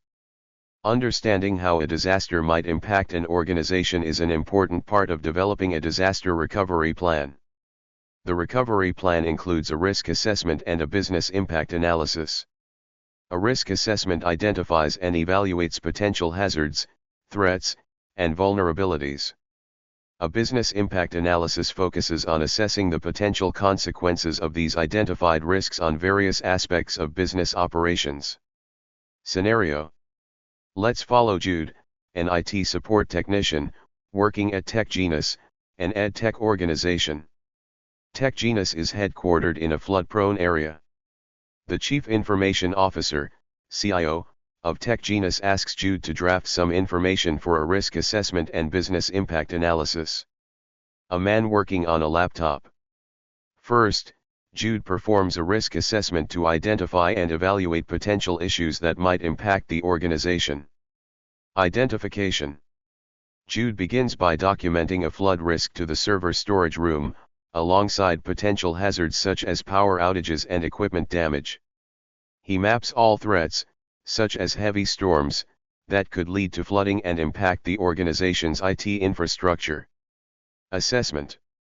Next, Jude assesses the likelihood of flooding and its potential impacts, considering occurrence probability, severity, and the effectiveness of controls. Jude assesses the flood risk as high, given the area's history and geography and its potential to cause significant operational downtime, equipment damage, and data loss. Evaluation. Jude evaluates flooding as a critical risk, considering its potential to severely disrupt customer services and result in financial and reputational losses. Treatment. Jude proposes relocating the server room to a less flood-prone area within the building and implementing additional measures, such as waterproofing barriers. He also suggests cloud-based backup solutions to mitigate the risk of data loss. Monitoring.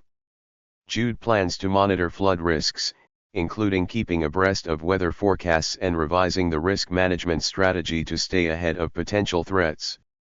Next, Jude focuses on preparing information about the flooding of the server storage room for a business impact analysis. Identification. Jude first identifies and prioritizes essential business functions, processes, systems, and assets. He analyzes how a disaster might impact the different business areas in the company. Jude identifies the servers hosting the customer-facing application as crucial for maintaining customer service and generating revenue. Assessment. Jude assesses any dependencies among business functions and IT systems. He identifies the dependencies of the servers, such as power, internet connectivity, and physical infrastructure. Quantification. Next, Jude quantifies the impact of potential disruptions, noting significant financial losses, operational downtime, and reputational damage that could arise from server failures due to flooding. For this, he only notes the types of impacts, leaving the quantification of the financial impacts to the financial team. Recovery strategies. Finally, Jude describes that the IT team has established data backup and recovery procedures and has implemented cloud servers to act as a backup in the event of a disaster. Jude provides the CIO with important information to add to the risk assessment and business impact analysis. The CIO can use this information as part of a disaster recovery plan. 2. Recovery objectives. Another important component of a disaster recovery plan is recovery objectives. Recovery objectives refer to the specific requirements to restore and recover essential functions, systems, and data after a disaster. They primarily involve the following two types of objectives. Recovery time objectives, RTOS. These represent the maximum tolerable downtime for a system or process after a disruption, indicating the time it takes to recover and resume normal operations. Recovery point objectives, RPOs. These represent the acceptable amount of data loss in the recovery process, stating how much information an organization can afford to lose without significant consequences. Businesses identify resource requirements and dependencies to meet these objectives. They also establish procedures to enable them to meet the objectives and communication protocols to ensure relevant stakeholders are kept informed. Scenario. Let's follow Jude again. The CIO at TechGenius asks Jude to work with the company's disaster recovery team to develop a disaster recovery plan. To minimize downtime, the team develops the following RTOS and RPOs for TechGenius. They also define processes and systems to enable them to meet these objectives. RTOS. The disaster recovery team determines the maximum tolerable time for recovery. They consider the following when creating the RTOS. System restart time. This is the time it takes to restart a critical system. The primary server at TechGenius must be up and running within 2 hours of a disruption. Data restoration time. This is the time needed to restore data from backups. TechGenius aims to restore customer data from their cloud backups within 1 hour. Network reconnection time. This is the time required to re-establish network connectivity. TechGenius aims to have its internal network operational within 30 minutes of a disaster. RPOS. Jude and the disaster recovery team determine the acceptable amount of data loss in the recovery process. They consider the following when creating their RPOs. Backup frequency. This is how often data is backed up.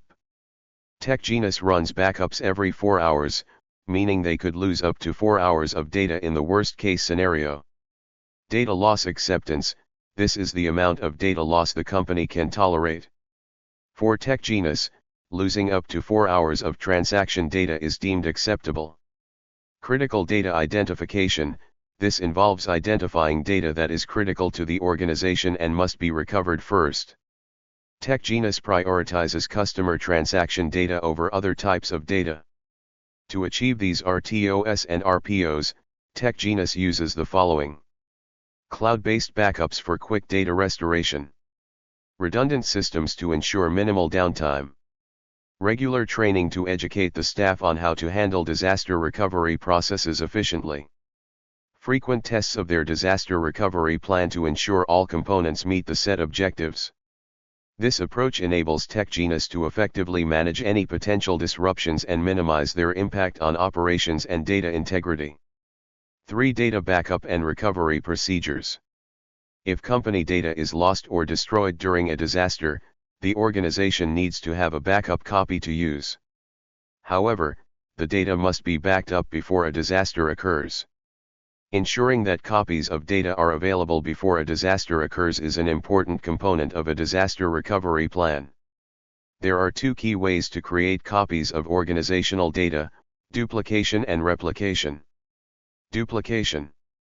Data backup involves creating duplicate copies of information stored in separate locations to safeguard against data loss. Duplicate backups capture a point-in-time snapshot of data and happen at regular intervals, such as daily or weekly. Replication. Data replication involves creating real-time copies of data in geographically distant locations to ensure continuity in case of a primary system failure. Replication maintains a synchronized copy of data, and any changes made to the data are made in both locations simultaneously. IT support technicians might be responsible for implementing, monitoring, or troubleshooting data backup strategies for their organizations. In the event of a disaster, they might be asked to recover data from these sources. IT support technicians can restore point-in-time data from data backup copies to recover lost or damaged files, databases, applications, or entire systems. For replicated data, IT support technicians can fail over to the real-time copy to maintain continuity of operations with minimal downtime. Organizations often employ a combination of data backup and replication to provide a strong fallback against potential threats, ensuring that they can restore data swiftly and that operations can resume with minimal disruptions. 4. IT infrastructure redundancy models. An IT infrastructure redundancy model is a component of a disaster recovery plan that documents the design and redundant components within an organization's IT infrastructure. Redundancy ensures high availability, reliability, and resilience. An IT infrastructure redundancy model aims to minimize single points of failure and mitigate the risk of downtime or data loss in the event of a disaster. Let's explore the parts of an IT infrastructure redundancy model. Data redundancy. Data redundancy identifies data redundancy measures, such as data replication or backups, to protect against data loss and ensure data availability. Application redundancy. Application redundancy identifies critical applications with built-in redundancy to ensure continuous availability and data integrity. Power redundancy.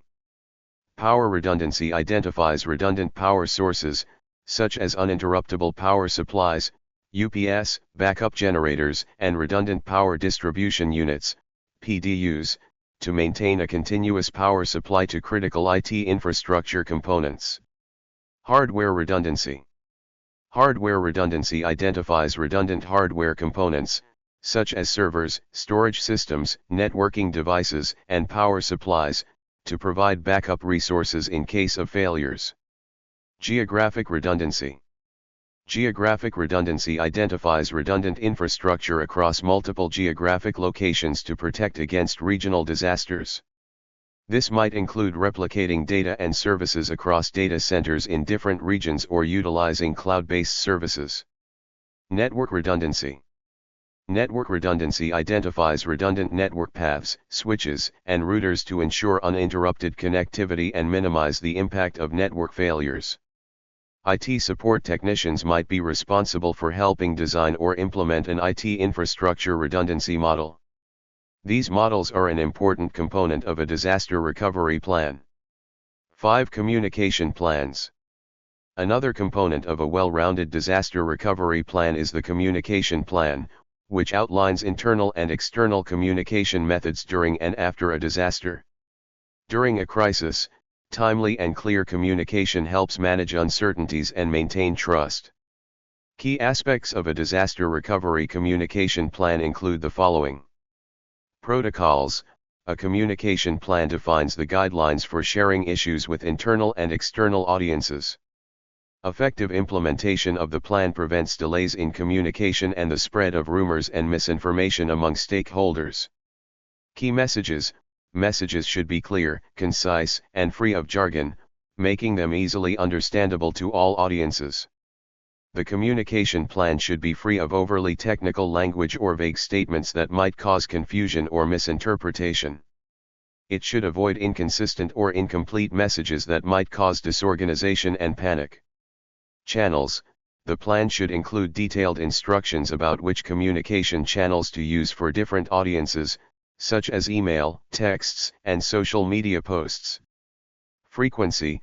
The communication plan should include providing regular updates to customers, suppliers, and stakeholders about the impact on operations and services.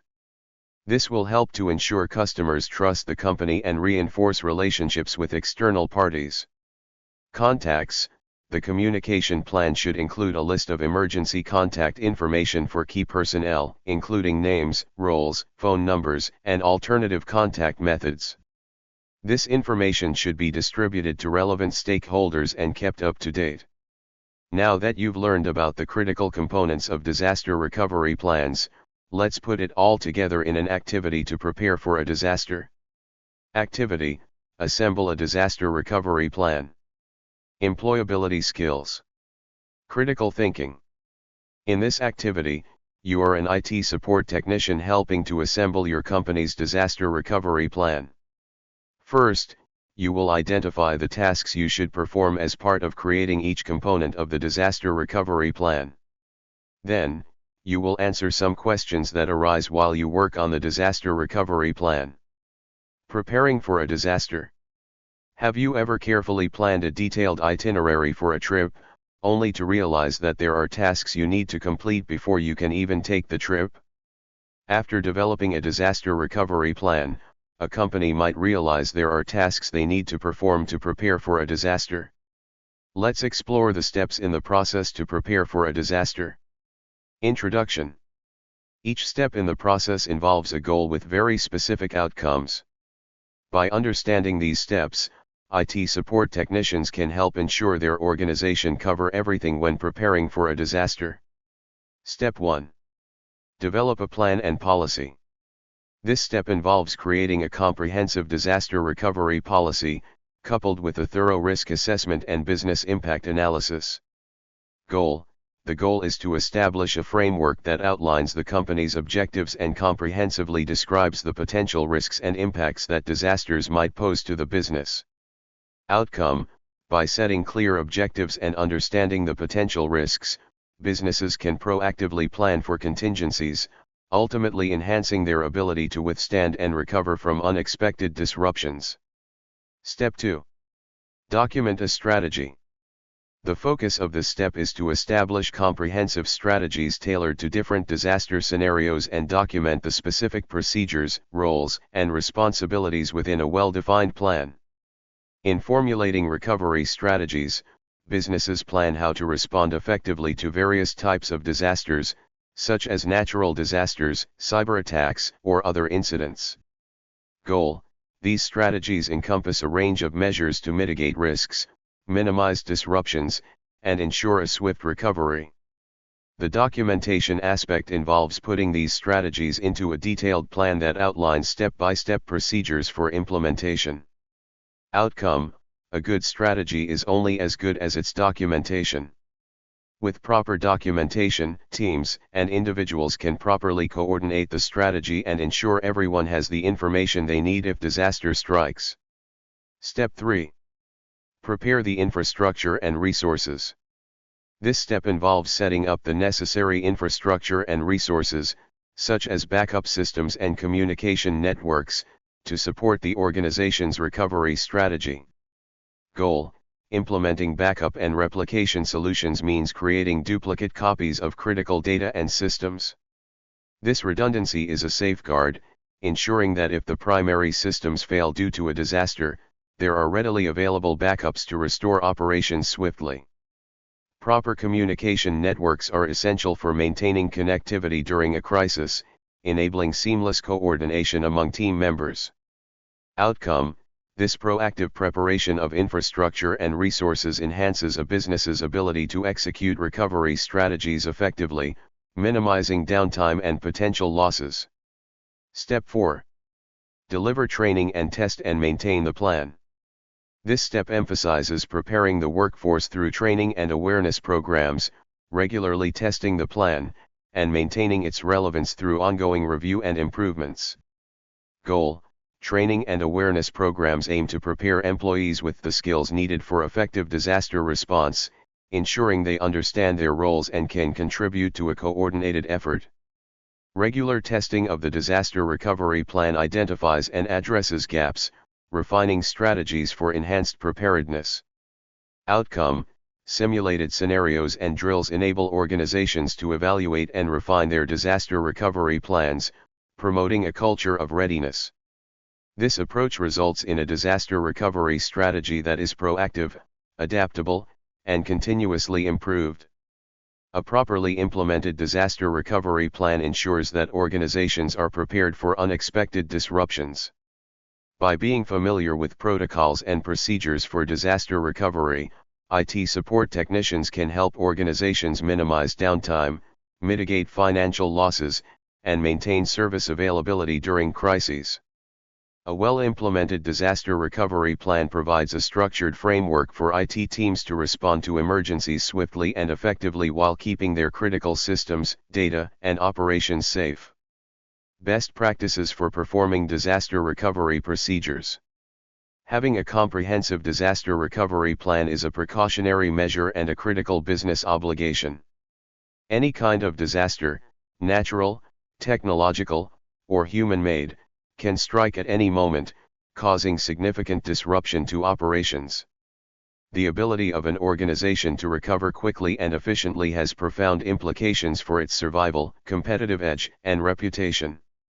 Disaster recovery plans provide a structured and tested approach to managing unforeseen events, ensuring minimal impact on business continuity. With the right practices in place, organizations can confidently navigate the uncertainty of disasters, safeguarding their assets, data, and, most importantly, their people. The relevance of these best practices lies in their ability to create a resilient framework that supports the entire organization. This framework is not static, it evolves with the changing business landscape and technological advancements. IT support technicians need to understand these essential best practices to play their part in carrying out a disaster recovery plan that is effective not only in theory, but also in practice.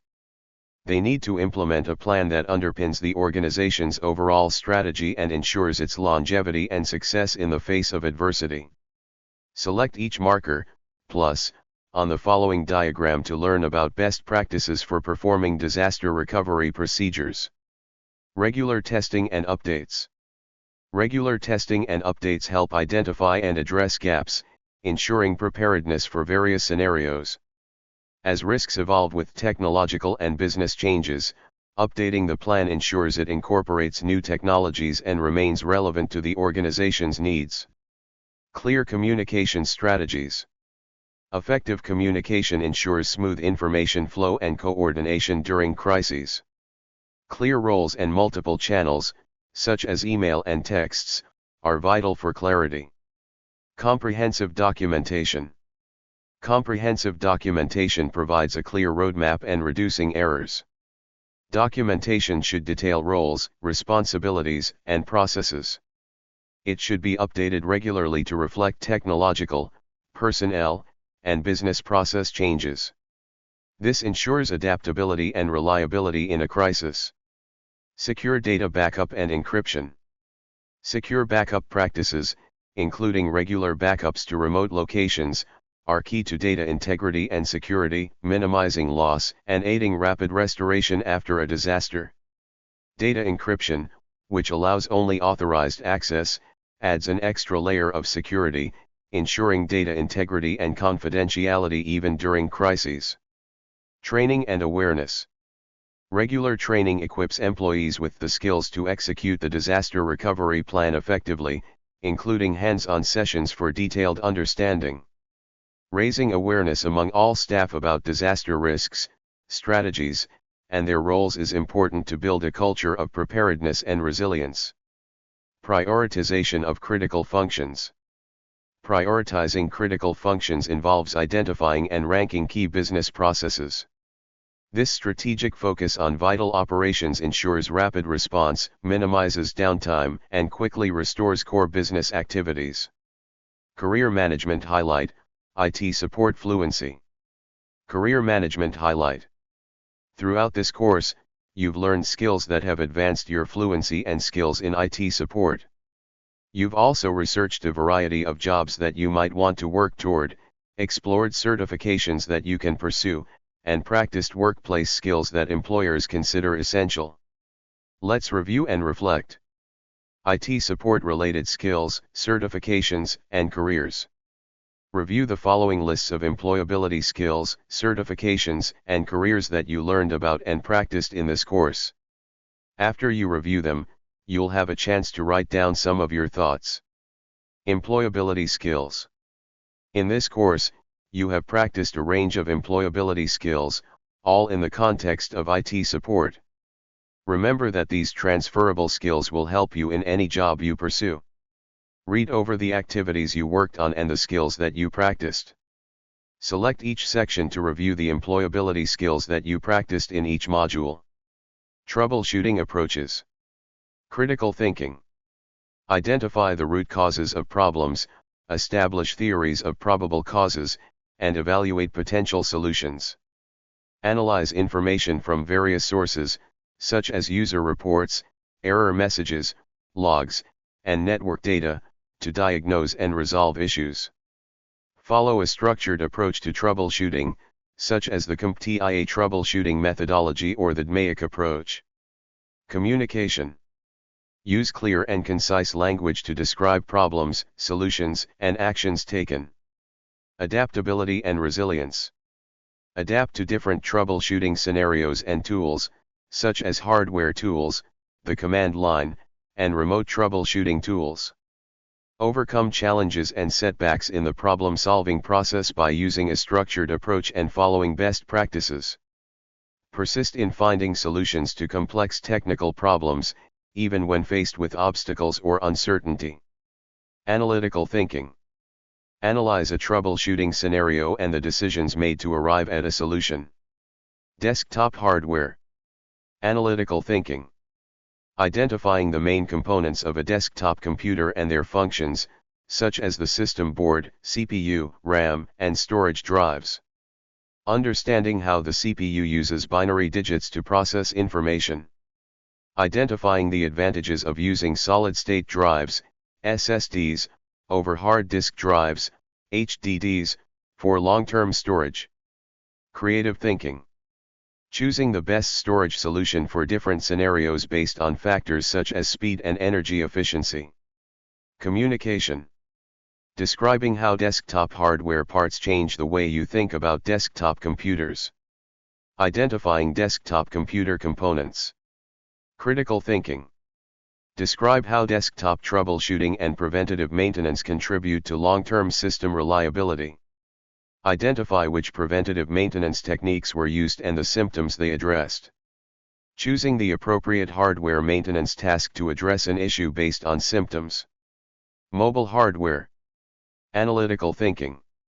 Describe how an IT support technician supports a remote user on their mobile device. Explain ways an IT support technician can prepare a mobile workforce. Review log files to determine the cause of a mobile issue. Documentation. Document information while configuring a wireless network. Communication. Prepare an email to communicate technical information to a client. Critical thinking. Explain the importance of mobile hardware in today's work environment. Explain the benefits and challenges of using mobile hardware. Categorize challenges IT support technicians can encounter when supporting various mobile displays. Describe how different mobile devices can address the needs of people working in remote jobs. Describe the process of setting up a laptop. Describe the process of troubleshooting mobile hardware. Describe the process of troubleshooting mobile software. Differentiate between mobile hardware, software, and networking issues. Problem solving. Configure wireless network access for an employee-owned device given specific requirements. Networking hardware. Analytical thinking. Support a network engineer during the upgrade of a small company's network by choosing and placing network hardware. Apply network troubleshooting techniques, including analyze symptoms, use diagnostic tools, inspect physical components, inspect software, isolate hardware components, monitor network performance, and consult documentation to a given scenario. Attention to detail. Differentiate between types of network cables such as coaxial, Ethernet, fiber optic, and submarine communication. Apply preventive measures, such as updating firmware, inspecting cables, and monitoring network health. Collaboration and teaming.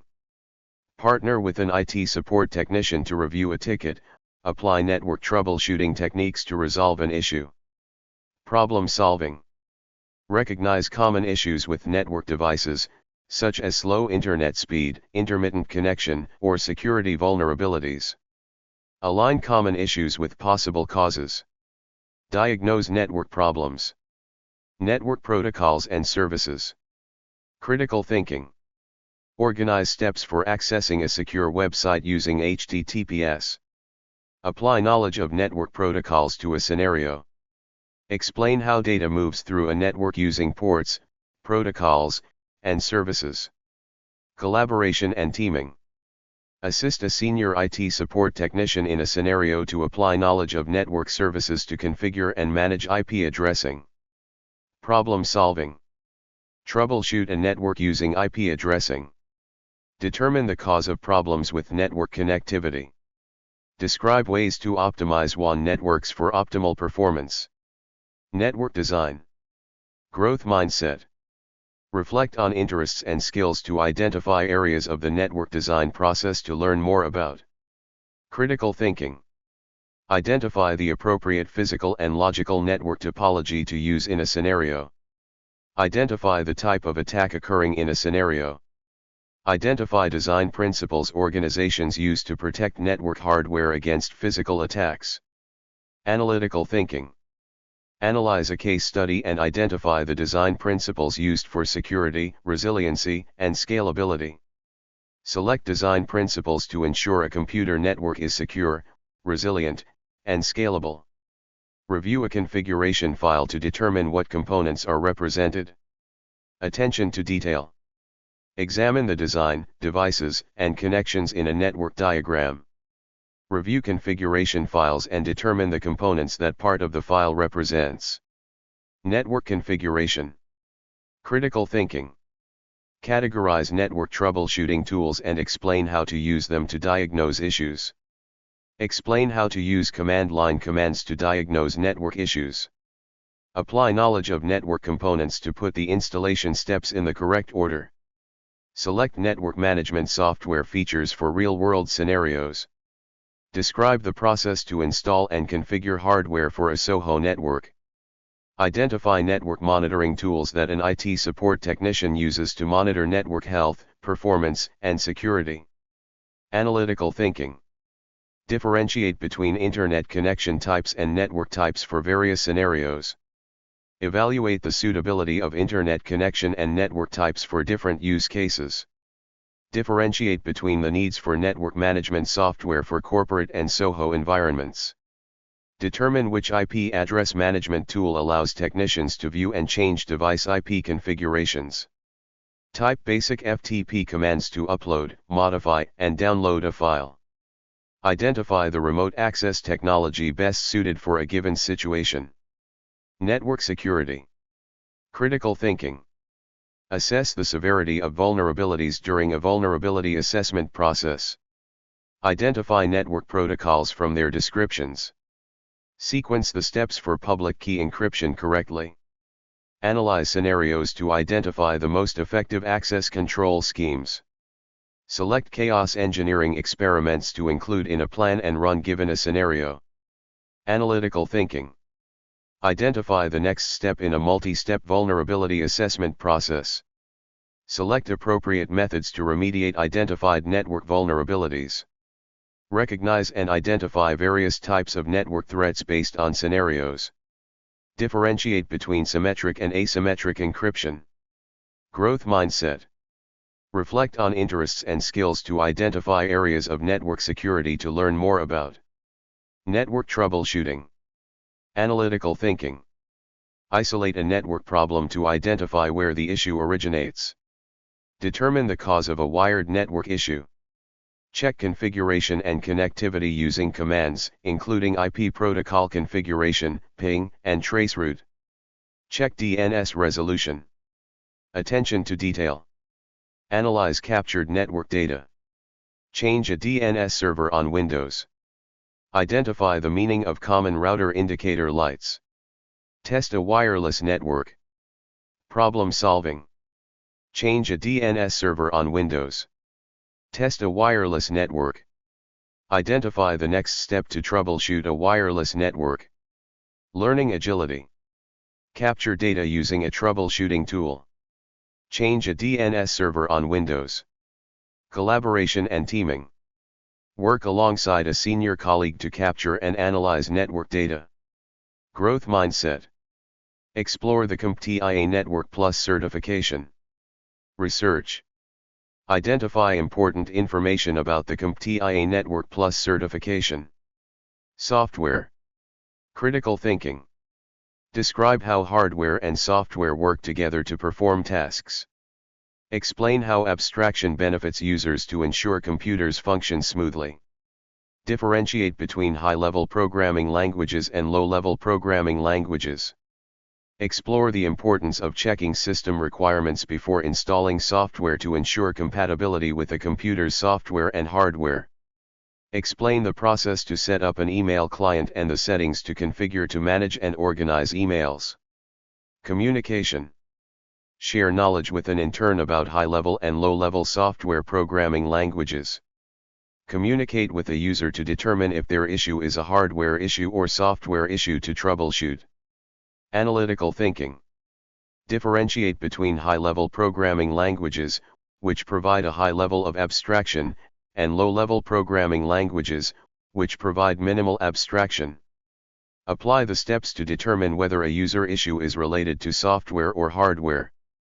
Install and configure a Chrome browser on a Linux operating system on a desktop computer. Problem solving. Apply the steps to determine whether a user issue is related to software or hardware. Collaboration and teaming. Share knowledge with an intern about high-level and low-level software programming languages. Growth mindset. Determine workplace skills to build to troubleshoot software and how to develop those skills to enhance your professional development. Research. Review essential workplace skills needed for troubleshooting software. Operating systems. Resourcefulness. Reflect on accessibility features that help users with and without visual impairments. Attention to detail. Use the Windows Disk Management tool to partition a disk and format a new volume for user to have a dual boot setup of Windows and Linux. Interpret results from a license management audit. Determine the OS issue based on symptoms reported by a user in an IT support ticket. Apply troubleshooting techniques for different OS issues. Learning agility. Demonstrate adaptability to learn about Windows Disk Management to support a user. Collaboration and teaming. Work alongside a senior colleague to perform disk management tasks. Analytical thinking. Apply the steps to install and configure an operating system and printer for a new user. Determine the most suitable permissions for a given role for role-based access control, RBAC. Conclude compliance issues found in the license management audit and the steps to resolve the issues. Critical thinking. Consider best practices for strong passwords. Determine the OS issue based on symptoms reported by a user in an IT support ticket. Apply troubleshooting techniques for different OS issues. Cloud computing. Growth mindset. Identify services and activities in daily life that rely on cloud computing. Explain the key responsibilities of IT support technicians to support adopting hybrid cloud deployments. Identify different ways that APIs help IT support technicians to automate workflows and streamline tasks. Critical thinking. Select a cloud service model based on an organization's business needs. Select a cloud deployment model based on an organization's business and technical needs. Determine the cloud issue based on symptoms reported by users. Apply troubleshooting techniques for different cloud issues. Analytical thinking. Identify the characteristics of containers, microservices, and serverless computing. Select an API call method for different scenarios for an example music streaming service. Determine indications and the underlying functionality for an API powering an application or service to make tasks easier and more efficient. Attention to detail. Use Postman to call an API with a GET request to retrieve and interpret data for a website to identify a potential website issue. Determine the cloud issue based on symptoms reported by users. Learning agility. Use Postman to call an API with a GET request to retrieve and interpret data for a website to identify a potential website issue. Collaboration and teaming. Work alongside a senior colleague to use Postman retrieve, visualize, and interpret website data to identify a potential website issue. Written communication. Explain the importance of strong communication skills for IT support technicians. Explain the ways that good communication skills for IT support technicians can benefit both technical and non-technical audiences. Virtualization. Critical thinking. Select hypervisor software based on a scenario. Choose between containers and virtual machines for a given scenario. Select an appropriate container tool for a given scenario. Select troubleshooting techniques for virtual machine issues. Select troubleshooting techniques for container issues. Analytical thinking. Explain the concept of virtualization and its application in virtual machines. Compare virtual and physical machines. Differentiate between types of virtualizations. Identify the role of virtual machines in cloud computing. Identify the role of containers in cloud computing. Determine the process to troubleshoot issues using logs and error messages. Attention to detail, learning agility. Use Oracle VM VirtualBox to create and configure a virtual machine to run an operating system for troubleshooting. Use Visual Studio Code and Docker to set up and configure a container to replicate a development environment. Collaboration and teaming. Work alongside a colleague to create and configure a virtual machine. Work alongside a colleague to set up and configure a container. Growth mindset. Consider the IT support career path and specialty areas. Security best practices. Analytical thinking. Differentiate between authentication and authorization. Examine the requirements and benefits of CompTIAA Plus certification. Attention to detail. Determine whether office space elements need physical security, logical security, or both. Use Malwarebytes to scan, detect, and remove malware from a personal computer. Critical thinking. Identify the differences between securing a physical space and securing a digital system. Determine ways authentication and authorization contribute to network security. Use Malwarebytes to scan, detect, and remove malware from a personal computer. Growth mindset. Consider how emerging technologies can be integrated into physical and logical security systems and the ethical implications. Learning agility.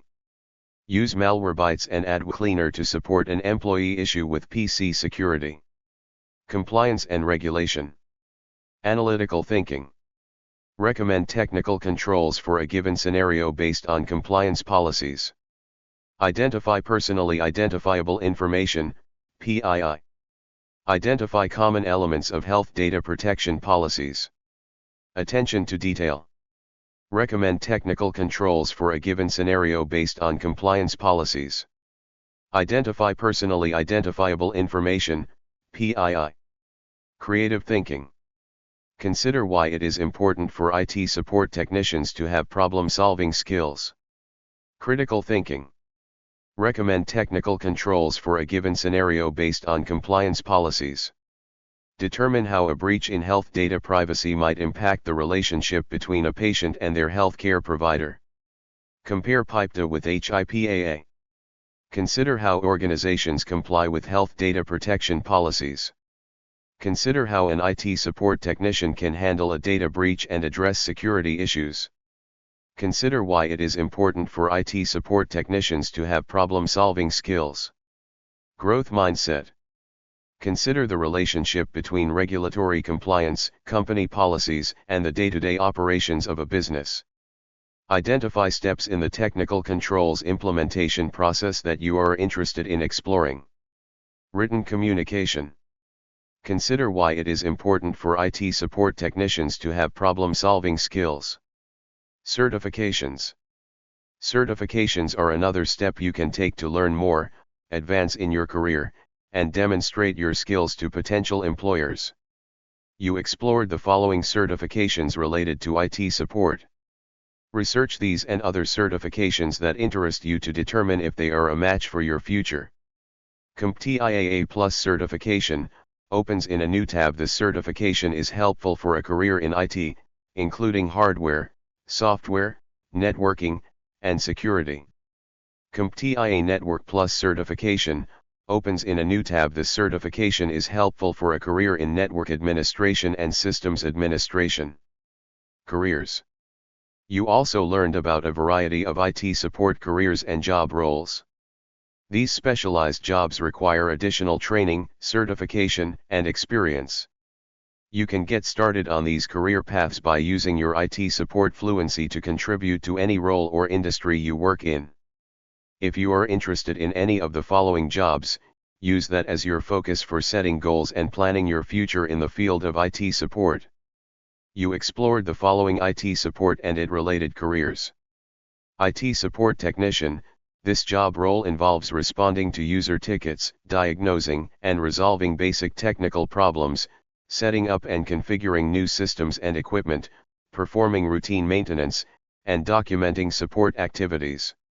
Senior IT support specialist. This job role involves specialists who handle complex issues, surpassing entry-level troubleshooting. They manage network infrastructures, support server operations, troubleshoot advanced issues, and ensure security measures. IT manager. This job role involves managers who lead the IT department by overseeing its operations, setting strategic direction, and ensuring technology resources meet the organization's needs.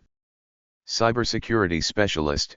This job role involves specialists who monitor, detect, investigate, analyze, and respond to security incidents.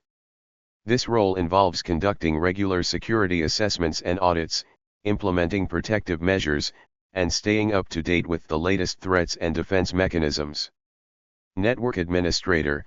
This job role involves administrators who are responsible for maintaining an organization's computer networks, ensuring they run efficiently. Cloud administrator. This job role involves administrators who manage and operate cloud environments. They oversee the deployment, maintenance, and support of cloud applications and infrastructure. Activity. Reflect on your career growth and next steps. Employability skills. Growth mindset. Take some time to write down your thoughts so you can create a plan for your career growth. Summary and looking ahead. In this lesson, you learned about the differences between incident response plans and disaster recovery plans. You learned about disaster recovery for organizations and the role of IT support technicians in disaster recovery. You also learned about how organizations and teams can prepare for a disaster and best practices for performing disaster recovery procedures. You've completed the final lesson of this module. Next, you'll review the module's key points and explore additional resources related to identifying and responding to security incidents and disasters.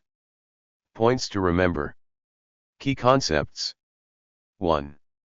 Different types of common security incidents include malware attacks, system attacks, social engineering attacks, application attacks, and physical security attacks.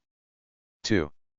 Types of precursors of security incidents include the following: suspicious network scanning activity, unexpected system or software updates, traffic anomalies, increased attempts at social engineering, unusual employee behavior, warnings from industry groups or security advisories.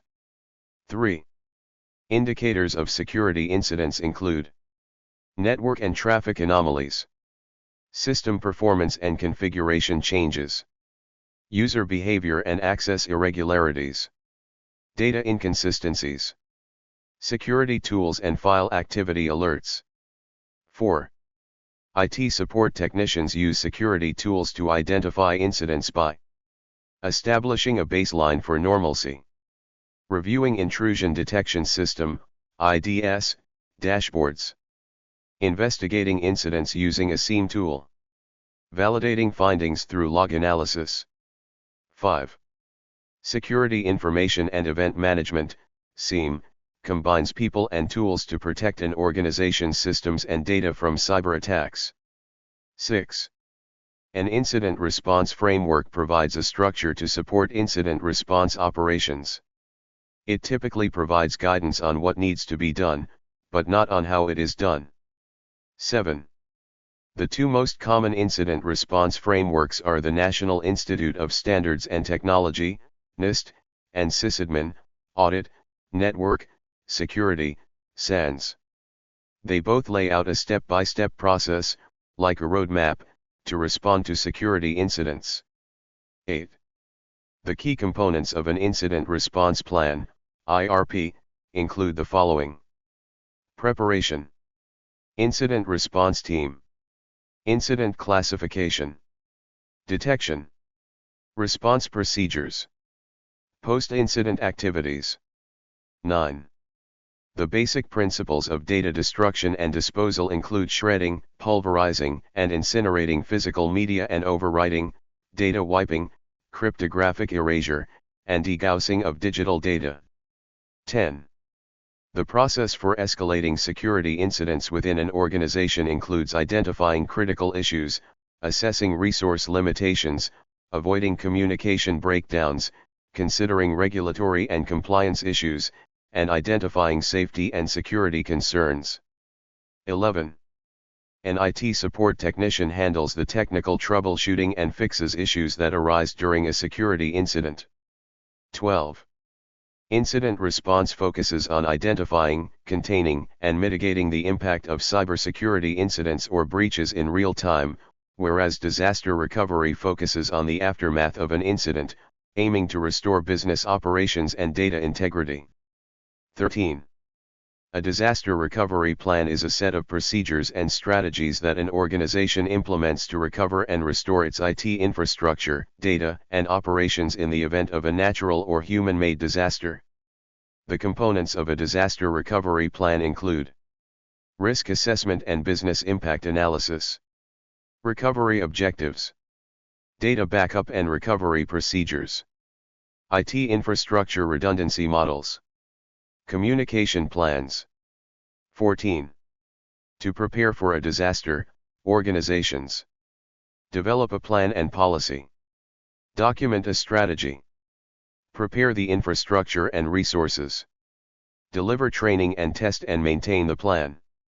15. Disaster recovery plans provide a structured and tested approach to managing unforeseen events and include the following: regular testing and updates, clear communication strategies, comprehensive documentation, prioritization of critical functions, training and awareness, ensuring data integrity and security. Big ideas. In addition, you explored or practiced these skills. Employability skills. Analytical thinking. Identify different types of security incidents. Determine precursors and indicators of security incidents. Identify data destruction and disposal methods. Identify components of a disaster recovery plan. Attention to detail. Perform a threat investigation using log files. Identify best practices for performing disaster recovery procedures. Creative thinking. Perform a threat investigation using log files. Critical thinking. Consider the importance of a predefined incident response plan. Consider the importance of documentation in the incident response process. Select an appropriate security tool for a scenario. Perform a threat investigation using log files. Review a risk assessment and analyze business impact. Assemble a disaster recovery plan. Respond to a security incident. Growth mindset. Reflect on your career growth and next steps. Career management skills. Reflect on employability skills to improve. Select a certification to consider pursuing. Choose a career of interest and skills to strengthen for it. Learning objectives. Now that you've completed this module, you should be able to.